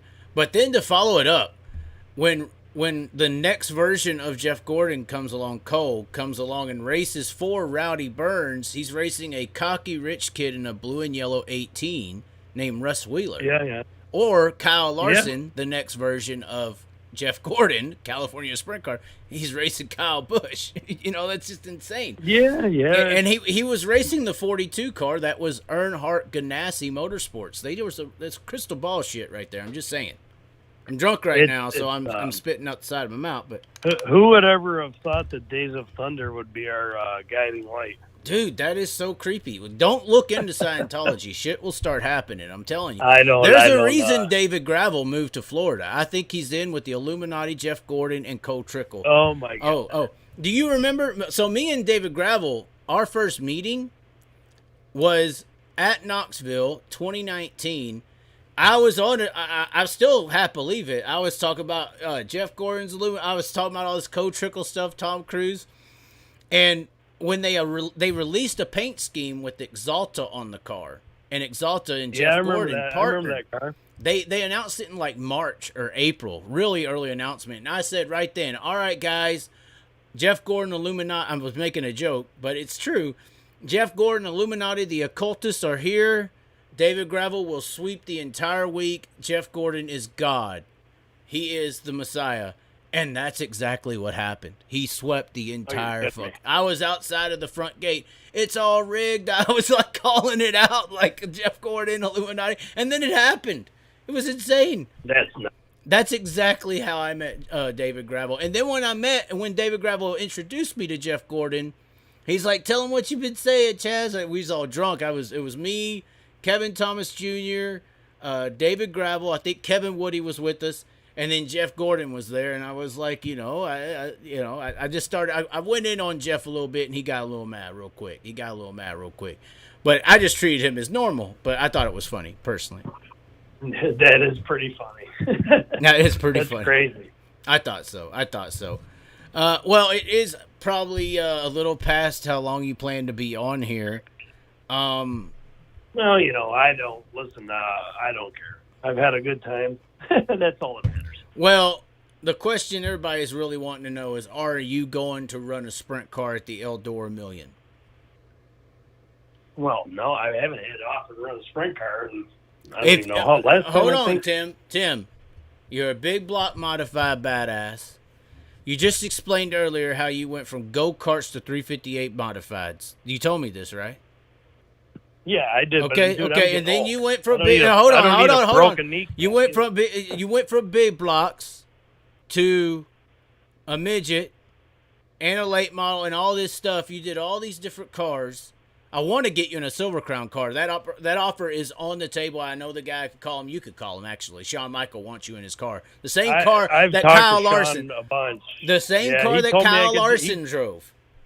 He told me that I could drive the 19 because only he thought the 19 needs to win every time it goes on the track. He said, if I put you in it, you need to win. I'm like, God damn, that's a lot of pressure. That 19 said wins all the time. It's a special car. It ain't been raced since Kyle drove it, I don't believe. That's what he said. I'm like, I don't know, Sean. I don't know if you need to take it up. I will make that happen. But I'm also saying we could get you in a Wing 410 sprint car. And if you're worried about the safety, in my Donnie Schatz interview, I asked him at the end of it, I said, Donnie, just out of curiosity, what's the hardest wreck you've ever took? Because we were talking about fire suppression because he took a bad roll at Chico and it blew up. I showed there were some other big wrecks he's taken. And do you know what he said? You take a wild guess because I don't think you saw it. What do you think he said his worst wreck was out of Eldora, Knoxville, all the racing he's done? I could just imagine. I don't even know. NASCAR trucks at Knoxville. Oh, you're kidding me, really? Yes. NASCAR was that big pileup they had down there? They had that huge pileup. Yep. He was in that race. He said that was the hardest hit he has ever experienced in a race car. Huh. That blew my mind. So we can get you. See this? It's safer than it looks, Tim. It's way safer. Yeah, I hear you. Who's got hurt recently? I'm just saying. Would you be up? Would you be up with practice? I mean, we could set you up with practice time, get used to the car. Would you run the million? It's not about the practice or any of that. It's just the fact of I don't know if I'm ready for the way they race and the way it's not a cop out. These guys race a lot different than we do, and also what do you mean by that? I need clarification. I need clarification on that. So like when you go down into a corner and you slide a guy and you really are not clear. I watch enough sprints and midgets. These guys get out of each other's way. Like it's just the way it is. Like they just like, oh shit, here comes this guy. So I check up, I turn left, and I do the same thing to him in the next corner. I've never raced like that in my entire career. Like we just like whether it was big blocks, whether it was late models, midgets. Like if I'm on your right rear corner, I'm going to be on your right rear corner all the time. So if you're going to slide me, you better like really clear me. And well, you do know there's a phrase called dirty sliders, and they say it a lot in sprint car racing. A lot of people in sprint car racing would agree with you is what I'm saying. Well, here's the crazy thing about sprint cars. The way they close and how fast they go, I might not react the right way, and the last thing I need to do is be up in the catch fence at my age and basically be like Billy Pouch told me years ago, man, like I drove those cars and I got a broke kneecap and, you know, my elbow got broke. And if you look back at history, this Billy Pouch won in every race car there was to win in. I mean, this dude won in the Zemco #1 sprint car, won big block modifieds, went to Flemington in a pavement modified and won first time I ever sat in it, and then turned around and won the truck race like 2 weeks later. So when that guy starts telling you, hey, man, maybe at your age you start heeding between him and my dad. I've always wanted to drive a super modified, but I also don't, want to get, it's getting to the end of my career. I don't need to be just like walking around trying to prove a point that I can drive a friggin' sprint car. No. I don't think this is about proving a point. I don't think that's about proving a point. But I will say this. If I was lucky enough to win at Eldora, then I'd be probably the only guy that's won all of them. The last one I would have to win would be the Knoxville Nationals because, the Eldora race, the Chili Bowl. And then, what are you waiting on? And you could talk about dirty sliders, but I'll tell you what, I've watched a lot of big block racing, especially at Bridgeport, and they're going in there and just banging people out of the way. Grandview, they're just slamming guys. I see some dirty moves in the big block rinks. I'm usually easy on the equipment to spur the vibes. No, I'll think this. I'll be like Bobby Allen. Hello? Hello, what just happened? You guys remember Bobby Allen, I'm sure. His kids are racing now, but I remember him back in the day. Something up with Where'd you go? All right, there you are. You're back. Sorry. I'm back. I said back in the day, I said I could ride around like Bobby Allen and run around that bottom like at Knoxville and these places like he used to do and win all the time. And I don't know if I'm up on the wall crashing into them cars are. Listen, man, sprint cars is a different animal, no matter what anybody wants to believe. Like, but nothing's easy. Whether they come to us or we go to them. I think what Donnie was saying on that wreck thing with the NASCAR deal is, in the sprint car, and in the big block in its own right, you're sitting upright in the car. You're not laying down. Yeah. So when you take impacts and rolls, your whole body kind of absorbs it. Whereas late model or a lay down car like a truck, when you get hit from the front, it's from the feet all the way up. Yeah. So well, I'm just saying, we can get you in a 410, give you practice. You have to run the Eldora Million. You have to do it. You have to. Well, here's the thing, and this is the truth. So at the end of the day, I've driven a lot of different cars, and almost every time I've never really worried about what the ride was. You just take it and you go.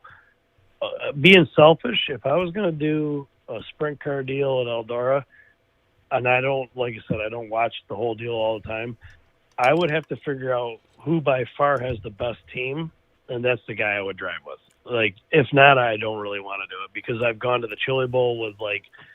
Let me tell you something, where, like, Tim. We both have a big advantage. We both have a mutual friend named Donnie Schatz, and his car owner is named Tony Stewart. And I'm sure if Tim McCreadie wants to run a sprint car at Eldora, they can have another car prepared and ready for you, sir. I'm just saying. Well, I mean, excuses out the window now. What now? We got you racing for TSR and Donnie. I have no. Well, here's my excuse. Is like I don't know what's gone on in the last 2 years, but he used to win 30-plus races a year in every title, and all of a sudden he hasn't. Well, look what he did at Charlotte, though. They've been developing the Ford motor. Right. I mean, that Ford motor's really hit him. Drive. The Ford motor's really hit him, man, because you I see it. When he went from Chevy to Ford, it was just like, bam.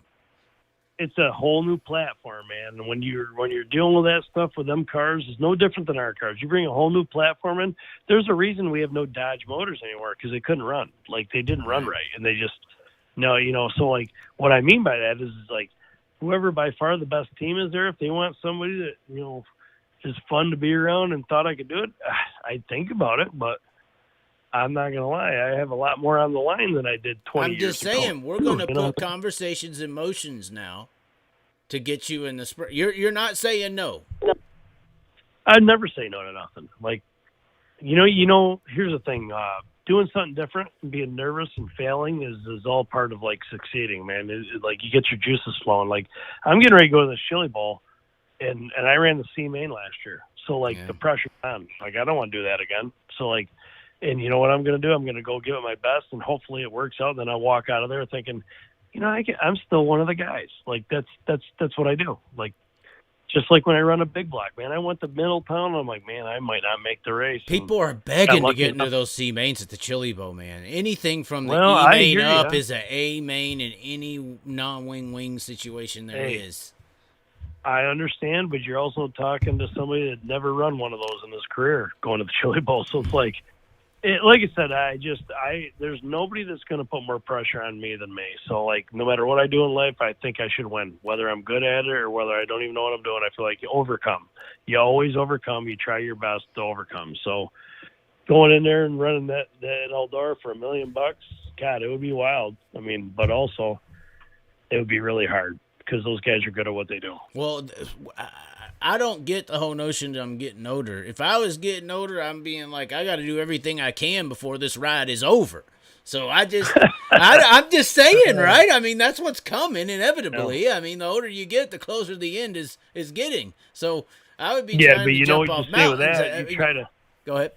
Well, when you say that, you try to find something that's more like, okay, you know what I've never done before? I've never gone to Charlotte and just hot lap the sprint cars. So that's when you're getting older, you're like, yeah, I'll just try this over on the side for fun. Hey, man. Like, I'll go, you know what I mean? I'll go climb Mount Everest or something. But, like, I don't know, man. You're asking me to roll into obviously the most money race they got, and it's tough. I mean, get your eye racing on. Get your eye racing out, drive the sprint car a little bit, break the sweat on how to get through the corner. I mean, I'm not joking there in a way. I do think that if somebody wants to get into the real thing, they should get some kind of sim laps, something, just to get an idea. But what I'm saying is, you going to race this race is a reality if you want it to happen.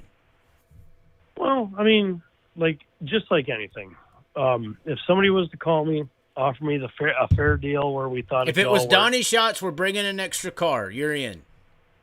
I don't know. I'd have to talk to him. He'd have to say, "Hey, Tim, this is what we're looking to accomplish here," because it's not just easy as just unloading your other car, because that just hurts everybody. Like, if you're bringing this in there, I'm telling you, man, when I won the Chili Bowl, we rolled in there with a team that was poised to win, that ran fifth the year before, and they put their total faith in me. And they said, "Hey, here's the deal. We're going to hot lap," because the second year we had hot laps, and we hot lapped twice, and we changed the setup both ways. And the way I set up a big block, the way they set up a midget, and whatever was faster is the way we raced. And that's what I mean by that. Because if you think I'm going to roll into any sprint car race and just beat them guys based off of what Brad Sweet runs, or even Tony Stewart or whoever, Donnie Schatz runs, is just lunacy. Hold on. So, but go ahead. If you open your mind and we roll into, hey, this is good based off of maybe a practice somewheres, you never know what could happen. Like, in my opinion. There is a real wall between the late model people, drivers, everything, and the sprint car people, drivers, fans, everything. If that wall was to break, we would be way farther in advancement, I think, in the dirt world as well. But what I'm saying is you're right. And there's a lot of talking shit between who could drive what. Obviously they threw Jason Sides got drunk. What was it, 2 years ago, and threw Brandon Overton in his car at Charlotte, and made it through heat races or something and quit or something, or C Main at the back. Yeah. What I'm saying is, I think that if you really wanted to do this, and this was a situation, I don't think anyone in sprint car racing, drivers, car owners, anything, would have a problem with you, having a day of practice at Eldora in the car you're going to race. Like, they don't think you could just walk in. I think that's plausible. If you were to drive for Donnie Schatz Stewart, I'm sure you could get some track time. But I don't think anyone would have a problem with that either. Like, they want you to have a fair shot they want to see you come in there and kick some ass, I don't personally want, I don't need to go to Eldora. You just need to. Why not? Like, honestly, why not? Man, First time in a car, it's fair. I'm just saying the world would see it as fair. It's unrealistic because they're not going to let anybody test their, like, that's the way it is. I don't know. If you're driving for TSR, listen, man, we're talking about something I think we all know is probably never going to happen. No. I'm just going to sit back and probably watch this thing like everybody else. No, like, you're racing now. This is my goal in life. This is my goal in life. Well, listen, I'm not going to lie to you. Like I said before, if like I told you about going to Tazewell Speedway or any track that's unsafe or hard, sketchy, and a little nervous, sketchy, if it's worth my time to do it, where I'm not going to, like, give up what I have worked my rear end off to get to, I have no problem. But if you're asking me to come in there and pay and listen, I go to the show. No, we're putting you in a race car. I'm just saying, like, here's the deal. Like, I paid for the rider at the Chili Bowl the year I won. I've never paid again.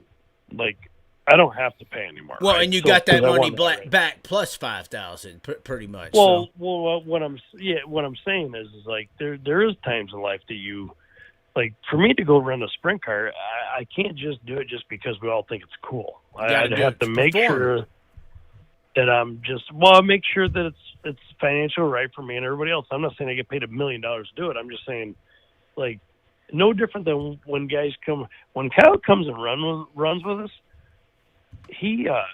Kevin Rumbley gets he has a financial whatever happens between the sponsorship and everything else. And I'm no Kyle Larson. I'm not trying to pretend that, but but for me to go to Eldora and run a sprint car, I just feel like, it had to be right for all of us. That's all. So you're telling me if a team calls up and said, you're in the car if you want to do it, no expenses, you're in? Well, Well, I'd have to, give me a percentage. Well, listen, I'm not going to come race for $1 million and get paid nothing if I win it. No, we have a car, we have an operation. You come in, you take 40%. We want you to drive. What I'd like to do is go. You would say yes to that. I would say, hey, here's the deal. Before we waste any of our time, wherever you're at, I'll come out there and you push me off. We run some laps, and if I look like a fool, and you say, hey man, you look like a fool, we're not doing it. Then we don't do it. That's that simple. Well, that would be. I'm not going to go flying. Well, I'm not going flying blind and like I did at the Chili Bowl back in 2005. That was a long time ago, man. Like I literally flew in there and never even sat in a car before. I went out and made the show. But I'm not. Those days are over with. You're not doing. Nobody's doing that anymore. We did see. Hey, I'll tell you who's doing it. I'll tell you who does it. That Meserol, that kid, I watched him bring his seat when I was at a race a year and a half ago, and he brought his seat and put it in this wing sprint car and went out and won at Terre Haute. Like, literally just wheeled in with his seat. Like, that kid is talented. Like, but I'm not where he's at. I'm not doing that. I need some test time. Like, well, I need a fail-safe. We have seen, sprint car guys go to late models with not only Larson, but Tyler Courtney didn't look bad at the million. He was okay. And then, obviously, Jack Hewitt, which was a non-wing guy. Yeah. A lot of non-wing guys traditionally have a lot of success in late model racing, actually. Exactly.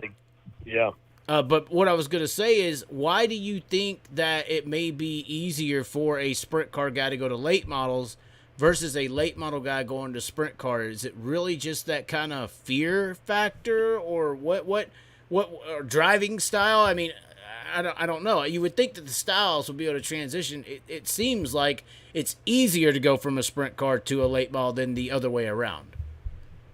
Well, I think it's with the sprint cars, the way they sit down on the left rear and the way what they're trying to accomplish with the wing. The wing, obviously you got a wing on, so things change. It's so different comparable to what we do. Like, so our cars are always up. So we try to make them like slot cars. Keep them up. Don't ever let them sit down, and they just run around. And I noticed, like, when Parker Price Miller was driving, and we went and tested with him before Charlotte. And I don't know if it's just the way the sprint cars drive, but it's not that he's late. It's a weird deal. Like, he does things that make him late with the steering wheel with a late model car. And it's only time. Like, literally, the more time you do it, the less you do it. Right. So, like, he would do some things, and I'm like, hey, it's weird. You do everything right, except you get to that one point, and you just do this deal. And he's like, well, when I drive my sprint car, I'm used to this. I'm like, oh, that's all it is. Once you can get by that, and maybe when you're going that fast in a sprint car, jumping into a late model feels like you're going slow, so that doesn't hurt. And you got more time to do stuff, kind of. You got more time to do stuff. The sprint car thing on my end of it is more of, it's a time issue with my age, and also just the way I've seen things go down. I think your big block experience would transfer so well, though. Look at how good Pouch was. Stuart Friesen. I mean, you look at Stuart Friesen. He won a World of Outlaw sprint race. Right. So, I think that your big block experience will trump that late model experience, I think, and even your midget experience. Well, I will say this. I feel like my big block identity coming from big blocks has been the reason I've been able to jump in different cars personally, like, because that's where I started. So I started there, and I went and drove a late model. I drove a midget. I've driven all these. Everything comes from starting out in a big block. I think non-wing sprint car drivers are very talented. Unfortunately, they're in a worse shape than we are, because they race for even less money, right? Yeah. And, like, those cars are dangerous, like really, really, like dangerous. Like, if you look at, I would argue that I would say traditionally non-wings we see these big flips with arms coming out of the car and all that. I mean, look at Brady Bacon's wreck at Terre Haute when he went sky high. I would argue and say, though, safety's come so far that snap rolls ain't necessarily what's killing anyone anymore, because we got the neck, we got the head protection, we got the seats. The driver's cocooned in these cars now. The things that's killing people is hard, sudden impacts. And in Yeah. every other car but a wing sprint car, you're lifting, you're slowing down on your entry. Whereas with the wing on, you're speeding up. You're not lifting. You're shooting the gap, and the impacts are harder in the corners because they're on the throttle and 10 or 15 miles an hour faster. Yeah, you're trying to get that car. Like, so what we do with our late model, trying to get it up on the left rear and get it into position by throttle, is what the sprint cars are trying to do to get their left rear in that one spot, that it gets down that little bit and gets that wing to catch whatever, when you're not really turning left, but you're kind of aimed left. It's all the same. Like, we're looking for the same thing, both of us, to try to never lift. And the crazy thing is, for me, it'd be such a different feel. It would take a little bit of time. Like, I can't say it wouldn't, but I've driven different things, and I'm not going to sit here and tell you I could go out there and win, but I would hope that if I was out there, at least I'd be a little competitive, and if I wasn't, we'd work harder to get it competitive. Like, Right. I'm You're not not just going to rolling quit. into Charlotte and just, I'm not going to go rolling to Charlotte, like you said, and do what Overton did. Like, I told Brandon, I'm like, hey, man, this is a tough deal you're getting ready to do. I said, have you sat in the car? And he's like, no. I'm like, come on, man. Like, what are we doing here? And it's just because he wanted to do it, but, like, and it's nothing against size, but, like, that's a tough deal. Like, if I brought any sprint car guy and never let him do anything, just send him up there for hot laps, I mean, what are we going to do here? You know, it's just not going to work out. So it's like I said, at the end of the day, the days are over of just jumping. Like I said, bringing your seat to the track, get in this car, and win it. Like I told you, I watched Meserol do it a year and a half ago. I don't see many people carrying seats everywhere they go. I've seen him do it more than once. That kid's like, I know I harp on it. That kid's talented. Like, he's a hard driver and talented. To even remotely think you could roll into a place, throw your seat in it, and we didn't even race. We went to World Outlaw sprint race at Terre Haute, and I think he was driving a 305 sprint car. It was a 305. It was a local regional deal. Yeah, I don't even care. We pulled our fancy truck in there, parked, unloaded the pit cart, and cleaned everything up. And he walked in with his seat over his shoulder, and I'm sure he knew the guys. I don't know them personally that well, but, like, I watched this dude put this seat in this race car, and they go out and dominate this 305 sprint race. Right. That's what guys like AJ Foyt and Rutherford and all them guys, when I was a kid, that's what they did. Right. And you're saying it just that. ain't possible because the competition level. That's why I would say, in a way, even though what Meserol did, I watched that night, by the way, it's cool, but Donnie Schatz has won regional late model, super late model races. That's incomparable to a national. I don't think a guy can just walk in, bolt in a seat in anything, even Thomas Meserol, and win in a national series of a different kind. I just don't think that's. Well, yeah. If that was the World of Outlaw Race Saver race, he wouldn't have won, is what I'm saying. It was a race saver. Well, no, I agree, but the fact that anybody's even doing that is wild to me. Like, you look at these kids, none of these kids are just jumping in and going. They're all practicing a little bit. They're testing. They're doing, and that's part of life. Like, so a guy like me, when you say, "Hey, go run this race," well, I mean, how about we do this? How about we actually give it a real honest effort? Like, well, I think if I'm really gonna get out of my comfort level, how about we just roll in there and maybe upset the world, which would be one of the coolest retirement stories you've ever seen. Oh, my God. I'm telling you, this is my goal. This is a goal of mine now. I think one of the biggest issues that racing has faced in the last 50 years of its existence is the celebration of young kids. We need to get back to what we used to celebrate prior to the young gun surge of Jeff Gordon and start celebrating grown men. If you think about it, stars weren't born until 30s. And at least you could work that way, Well, my dad told me, he said, Ian, I was at my best at like 42 to 50. And I feel like, honestly, in my division where I'm at today, I'm as good as I've ever been. And I'm 48 years old. That's what I'm saying. So doing something like this, giving publicity and giving a guy like you a shot instead of some little kid a little shot at the Eldora Million for the sprint cars, that's way more important to me. So this is happening. I hope you're ready.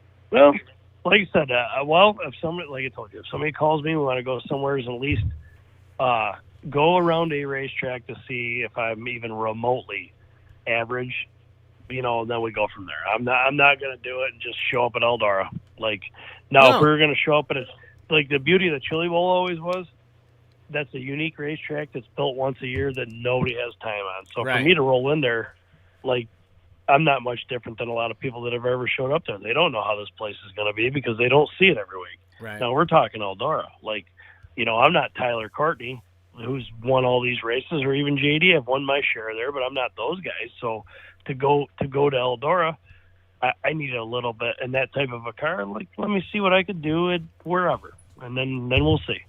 Okay. Well, it's happening. So, ladies and gentlemen, you just heard it live here on the Chaz.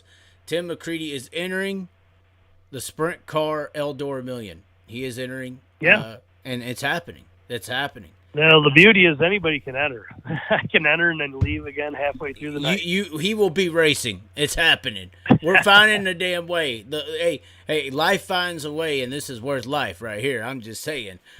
Question, though. It would be cool.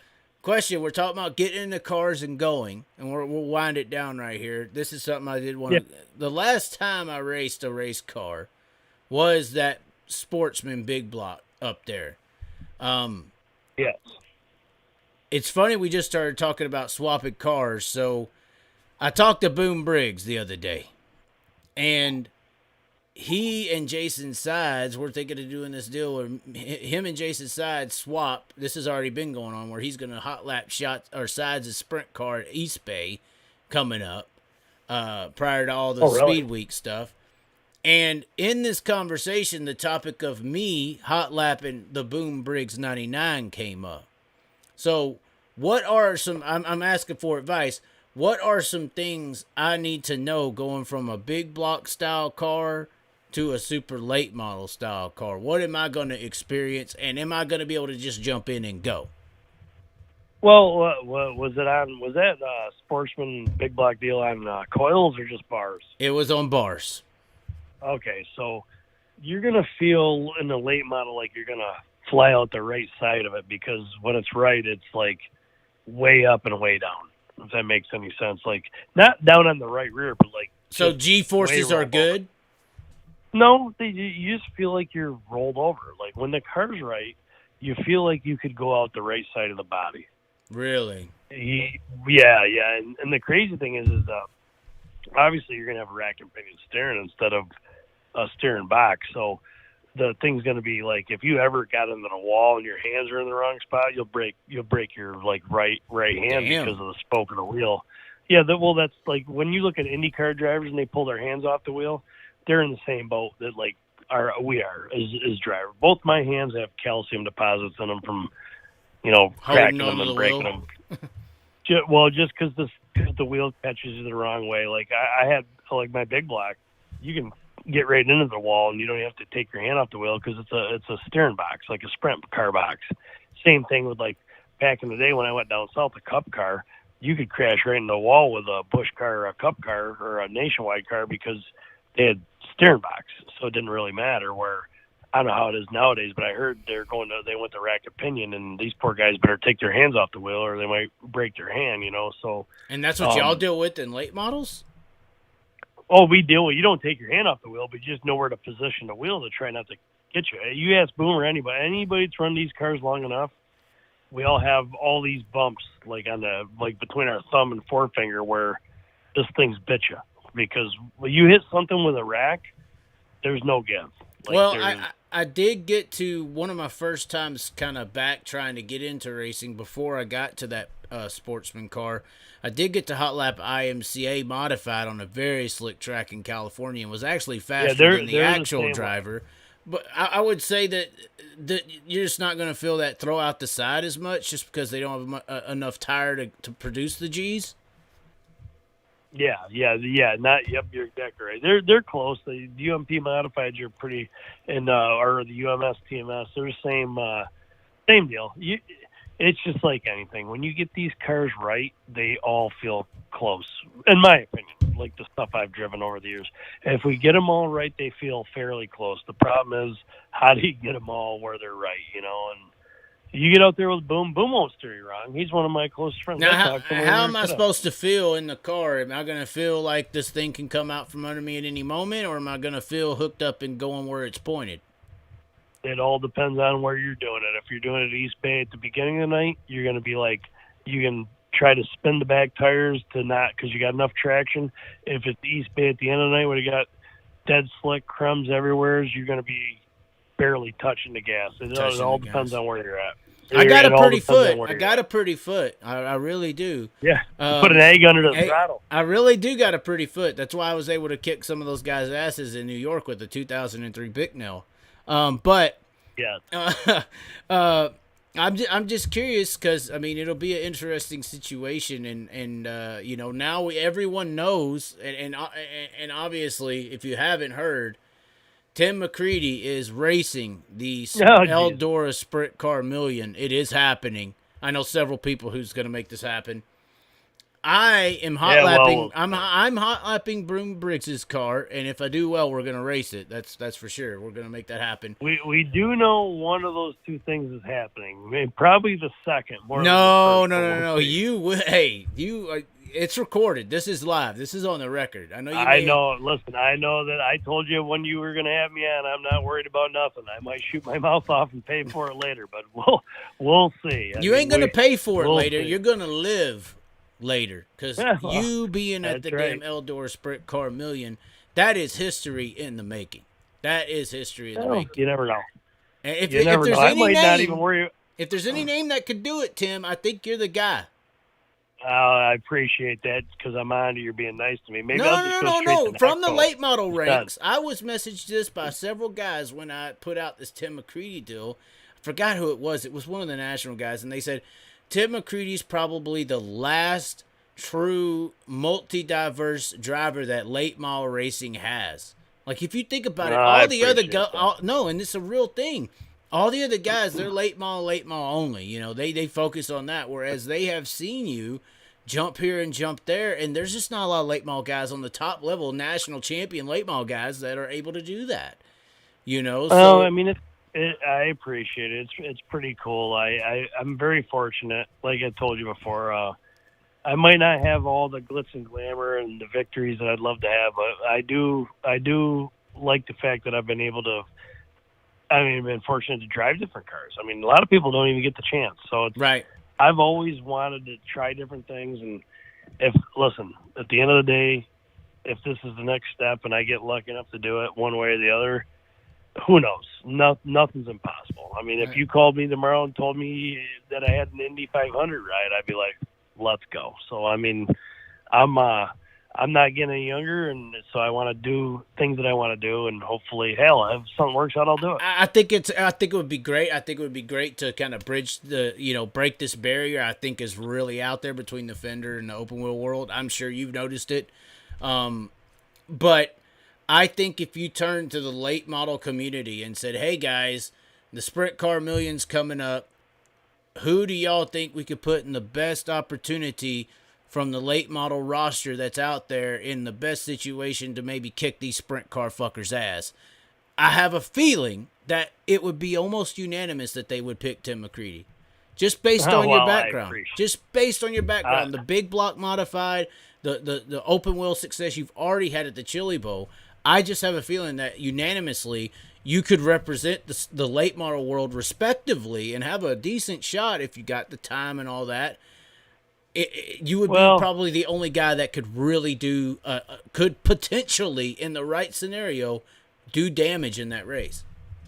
Well, I mean, I wouldn't say I'm the only guy just because you know how it is. Who you else? Get stuff right. Well, all I say is that it is cool that you say that, and if other people believe that, that's awesome too. The whole point of it is there's nothing wrong with getting outside your comfort zone, and I've always said, like you said about Jack Hewitt, the things that guy did, winning 4 races at Eldora in one night, 4 different divisions, that is as big as Jeff Gordon, jumping in a cup car when he was whatever age he was when he started running good, or whoever, you know what I mean? Like, so at the end of the day, if that's what you guys think of me and everybody thinks of me as a guy that can drive different cars and be successful, I'm happy, man, and that's pretty cool. I just I've had a unique life, man, and I'm not done yet, but You're damn right. I don't know about the sprint You're stuff, damn but right. we'll see. Yeah. You're Eldora million, and we're getting you in that Silver Crown car. It's time for Tim McCreadie to go next level in this shit. That's what I think. We'll see. It's time for Tim McCreadie to go next level. Well, we've had you for almost 3 hours. Does it feel like 3 hours? I'm telling you, man. Who can BS more than bullshit more than you and me? I guess not many. I mean, how long did Sweet last? Well, Sweet had a time situation. It was an hour, but Shots did not have a time That's situation. Shots was 2.5, something like that. That's right. Cody Sommer. I know I'm doing good if I can beat that Donnie Shots at anything. Cody Sommer was the promoter of the Dome. He went about 2 hours too. Oh, yeah? So, yeah, I mean, when you get to talking, you get to talking. I had a whole bulletin things I wanted to maybe discuss. You know, we had aliens and Bloomquist here, but you know, conversations go and they go. 3 hours can go by quick. You know. Yeah, you tell them all that we're laying the gauntlet down. They gotta go beyond 2 hours and 50 minutes. I'm looking at right now. Yeah, 2 hours 55 on the counter. Yeah. Yeah. Mm-hmm. Perfect. I like it. All righty. Well, you're defending champion from Lucas Oil, who's going to be in the chase next year, and then have a slump in July and be out of the chase. I still can't. That's possible. That's possible. Just saying. It's always possible. It's possible. Tim McCreadie, I guess we're out of here. We had a really good concurrent viewership there, about 150 live, which is really high. That's cool. I mean, Wing Nation gets like 20, so I mean we're destroying the mainstream media. Jesus. So, hey. is that all you got? Are you done? No, I mean, I probably should. It's 1 o'clock over there, right? I mean. Yeah, it's 1 o'clock. It's just anymore. Like for me, like I was saying earlier. So with my wife being sick, and then the kids still going to school, I get up at like 6:15 with our son, and then our daughter just started going back to school. So I've been a little run down. I mean, people don't realize what our wives or women, if they do all this, they really pick the pace up. you know, to do this and get up every morning and all the damn garbage and the not that I don't do it because I always help out, but like when you're doing it all, it's a different deal. And then so I just got new respect for all the wives and mothers and everything for what they do. So I mean, I'm trying to. And the racing world has some issues with misogyny. You know, it ain't too long ago where girls and children can't come into pits. I'm just saying. I was one of them. I lived in the stands till I was about 13, 14 years old. I know all about it. So it's right. it's so for me to sit here and I haven't made 1 o'clock in probably 2 weeks. Oh, really? Home. So I'm accomplished. I'm accomplished. But I'll tell you this. I can remember several nights outside your holler where racing's done and we're standing there swaying, drinking a beer for 4 hours just bullshitting about racing. Well, you know, I'm just saying. saying. It's so different when your adrenaline's up and everything's going. But I'll tell you what, when you get these kids got to go to school in the morning, you get them to bed by hopefully 10 at the latest, and then you turn around and everybody's tired, and you go over there and you want to make a drink, and it's I just watched this TV show and at 10:30 I wake up and it's 2 a.m. I'm on the couch still. Like, what the hell just happened here? Right. You know? Well, no, this is exciting for me. I'm wound up. I could really keep going, but I also got to take these kids to this basketball game tomorrow, so I'm ready for that too. Oh yeah, you got basketball. We got 2 things happening. We got Syracuse hopefully winning tomorrow, and then the Bills kicking the dick off of Miami too. On top of that, so that's what we're all hoping for. That's an interesting. It still blows my mind how the AFC East and the NFC East, the teams are so separated. You know, how the hell did Miami end up in the same division as Buffalo?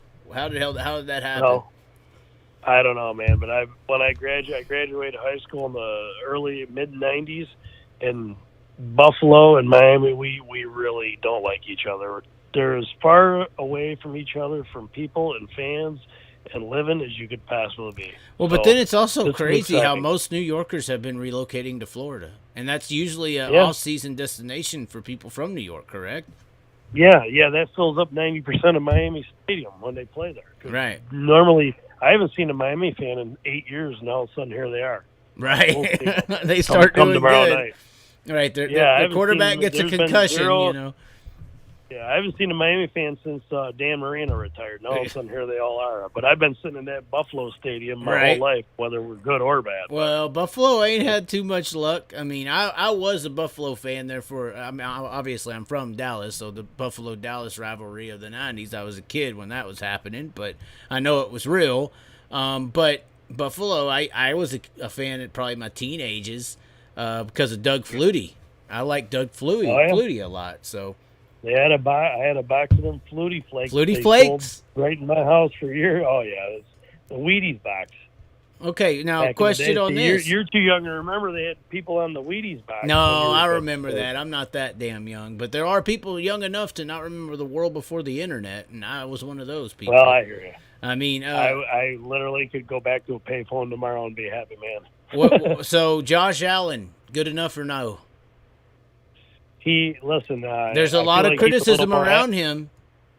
I feel like he's a little more athletic Brett Favre, which that's not bad. You know what you got with that guy? You He's got a hit guy and that miss. can make three. He can make three mistakes and still win you the game. And that's all you can ask for. Not everybody's Tom Brady, man. Was you close to having a heart attack in that Bills Chiefs game last year? Yeah, we were all down in Daytona. Me, Justin Hares, a bunch of us, and I'll tell you what, we were at a Buffalo Bills backers bar in Daytona, Florida, and at halftime I was so shook up. I'm like, look, dude, here's the deal. I'm going back to my hotel room. And I'm not watching. I said the volume's not up loud enough. I can't really hear. There's too many people in here. That I happens. went back to the room, and then they went through that whole deal in the second half, and I've been my whole life a Bills fan, so it's like we've lived through teams that were just completely horrible, and then we lived through the '90s where, like I said, at the end of the day, I've been in that stadium. The where only they just team got to whitewashed. lose 4 straight Super Bowls, correct? I hear you. It's not really. That's funny, right. but I That's hear true, you. correct? Yeah, 4 in a row. Minnesota lost 4, but not in a row. So yeah, I hear you. In a row. That had to be so bad, man. So bad. Yeah, it was right when I was in high school, my junior, sophomore, and senior year. Are you kidding me? Of course it was bad. Yeah. Yeah. And it's always bad when you lose to Dallas because Dallas is a typical deal, same old deal like Miami. There's no Dallas fans when they're losing, but once they start winning, here they come out of nowhere. Yeah, somehow they're the most popular team and sell the most jerseys every year. I don't know why. I think it's international. Yeah, that's what everybody said. That's what I said about them Giants fans. They flipped their jersey over to a Dallas fan pretty quick. Didn't y'all lose somehow. to the Jets, though, this year? And yes. Yeah. How the fuck like did I you told lose they're to not the Jets? perfect. I don't know. I'm not a football player. You might be a have to football ask guy. them We may have to something. start a sports talk show with you. This is great. Oh, I'd be all over it. Like you want to see a bad person come out and start acting like you said them drivers when they get angry. That'd be me on a sports program. Oh. I don't know how they lost to the Jets either. I'm still trying to figure out how they lost to Miami too. Oh, and this is a big game. It's a snow game, though, right? We ain't got no snow yet. I'm 40 minutes from the stadium, and right now it's looking good. But Oh. I don't know if listen, if you have Josh Allen, you don't want snow. Why the heck would we want it to snow so he can't throw the ball? Right. You need a high impact offense. Yeah. Yeah, we need to listen. My buddies are all going. Like I told you earlier. I wanted to go to both. I'm going to Syracuse in the afternoon with my kids, and then coming back here because I can't make it to the other stadium. I try to do both. But Right.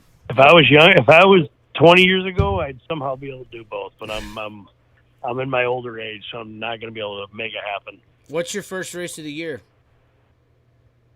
Chili Bowl, obviously. We'll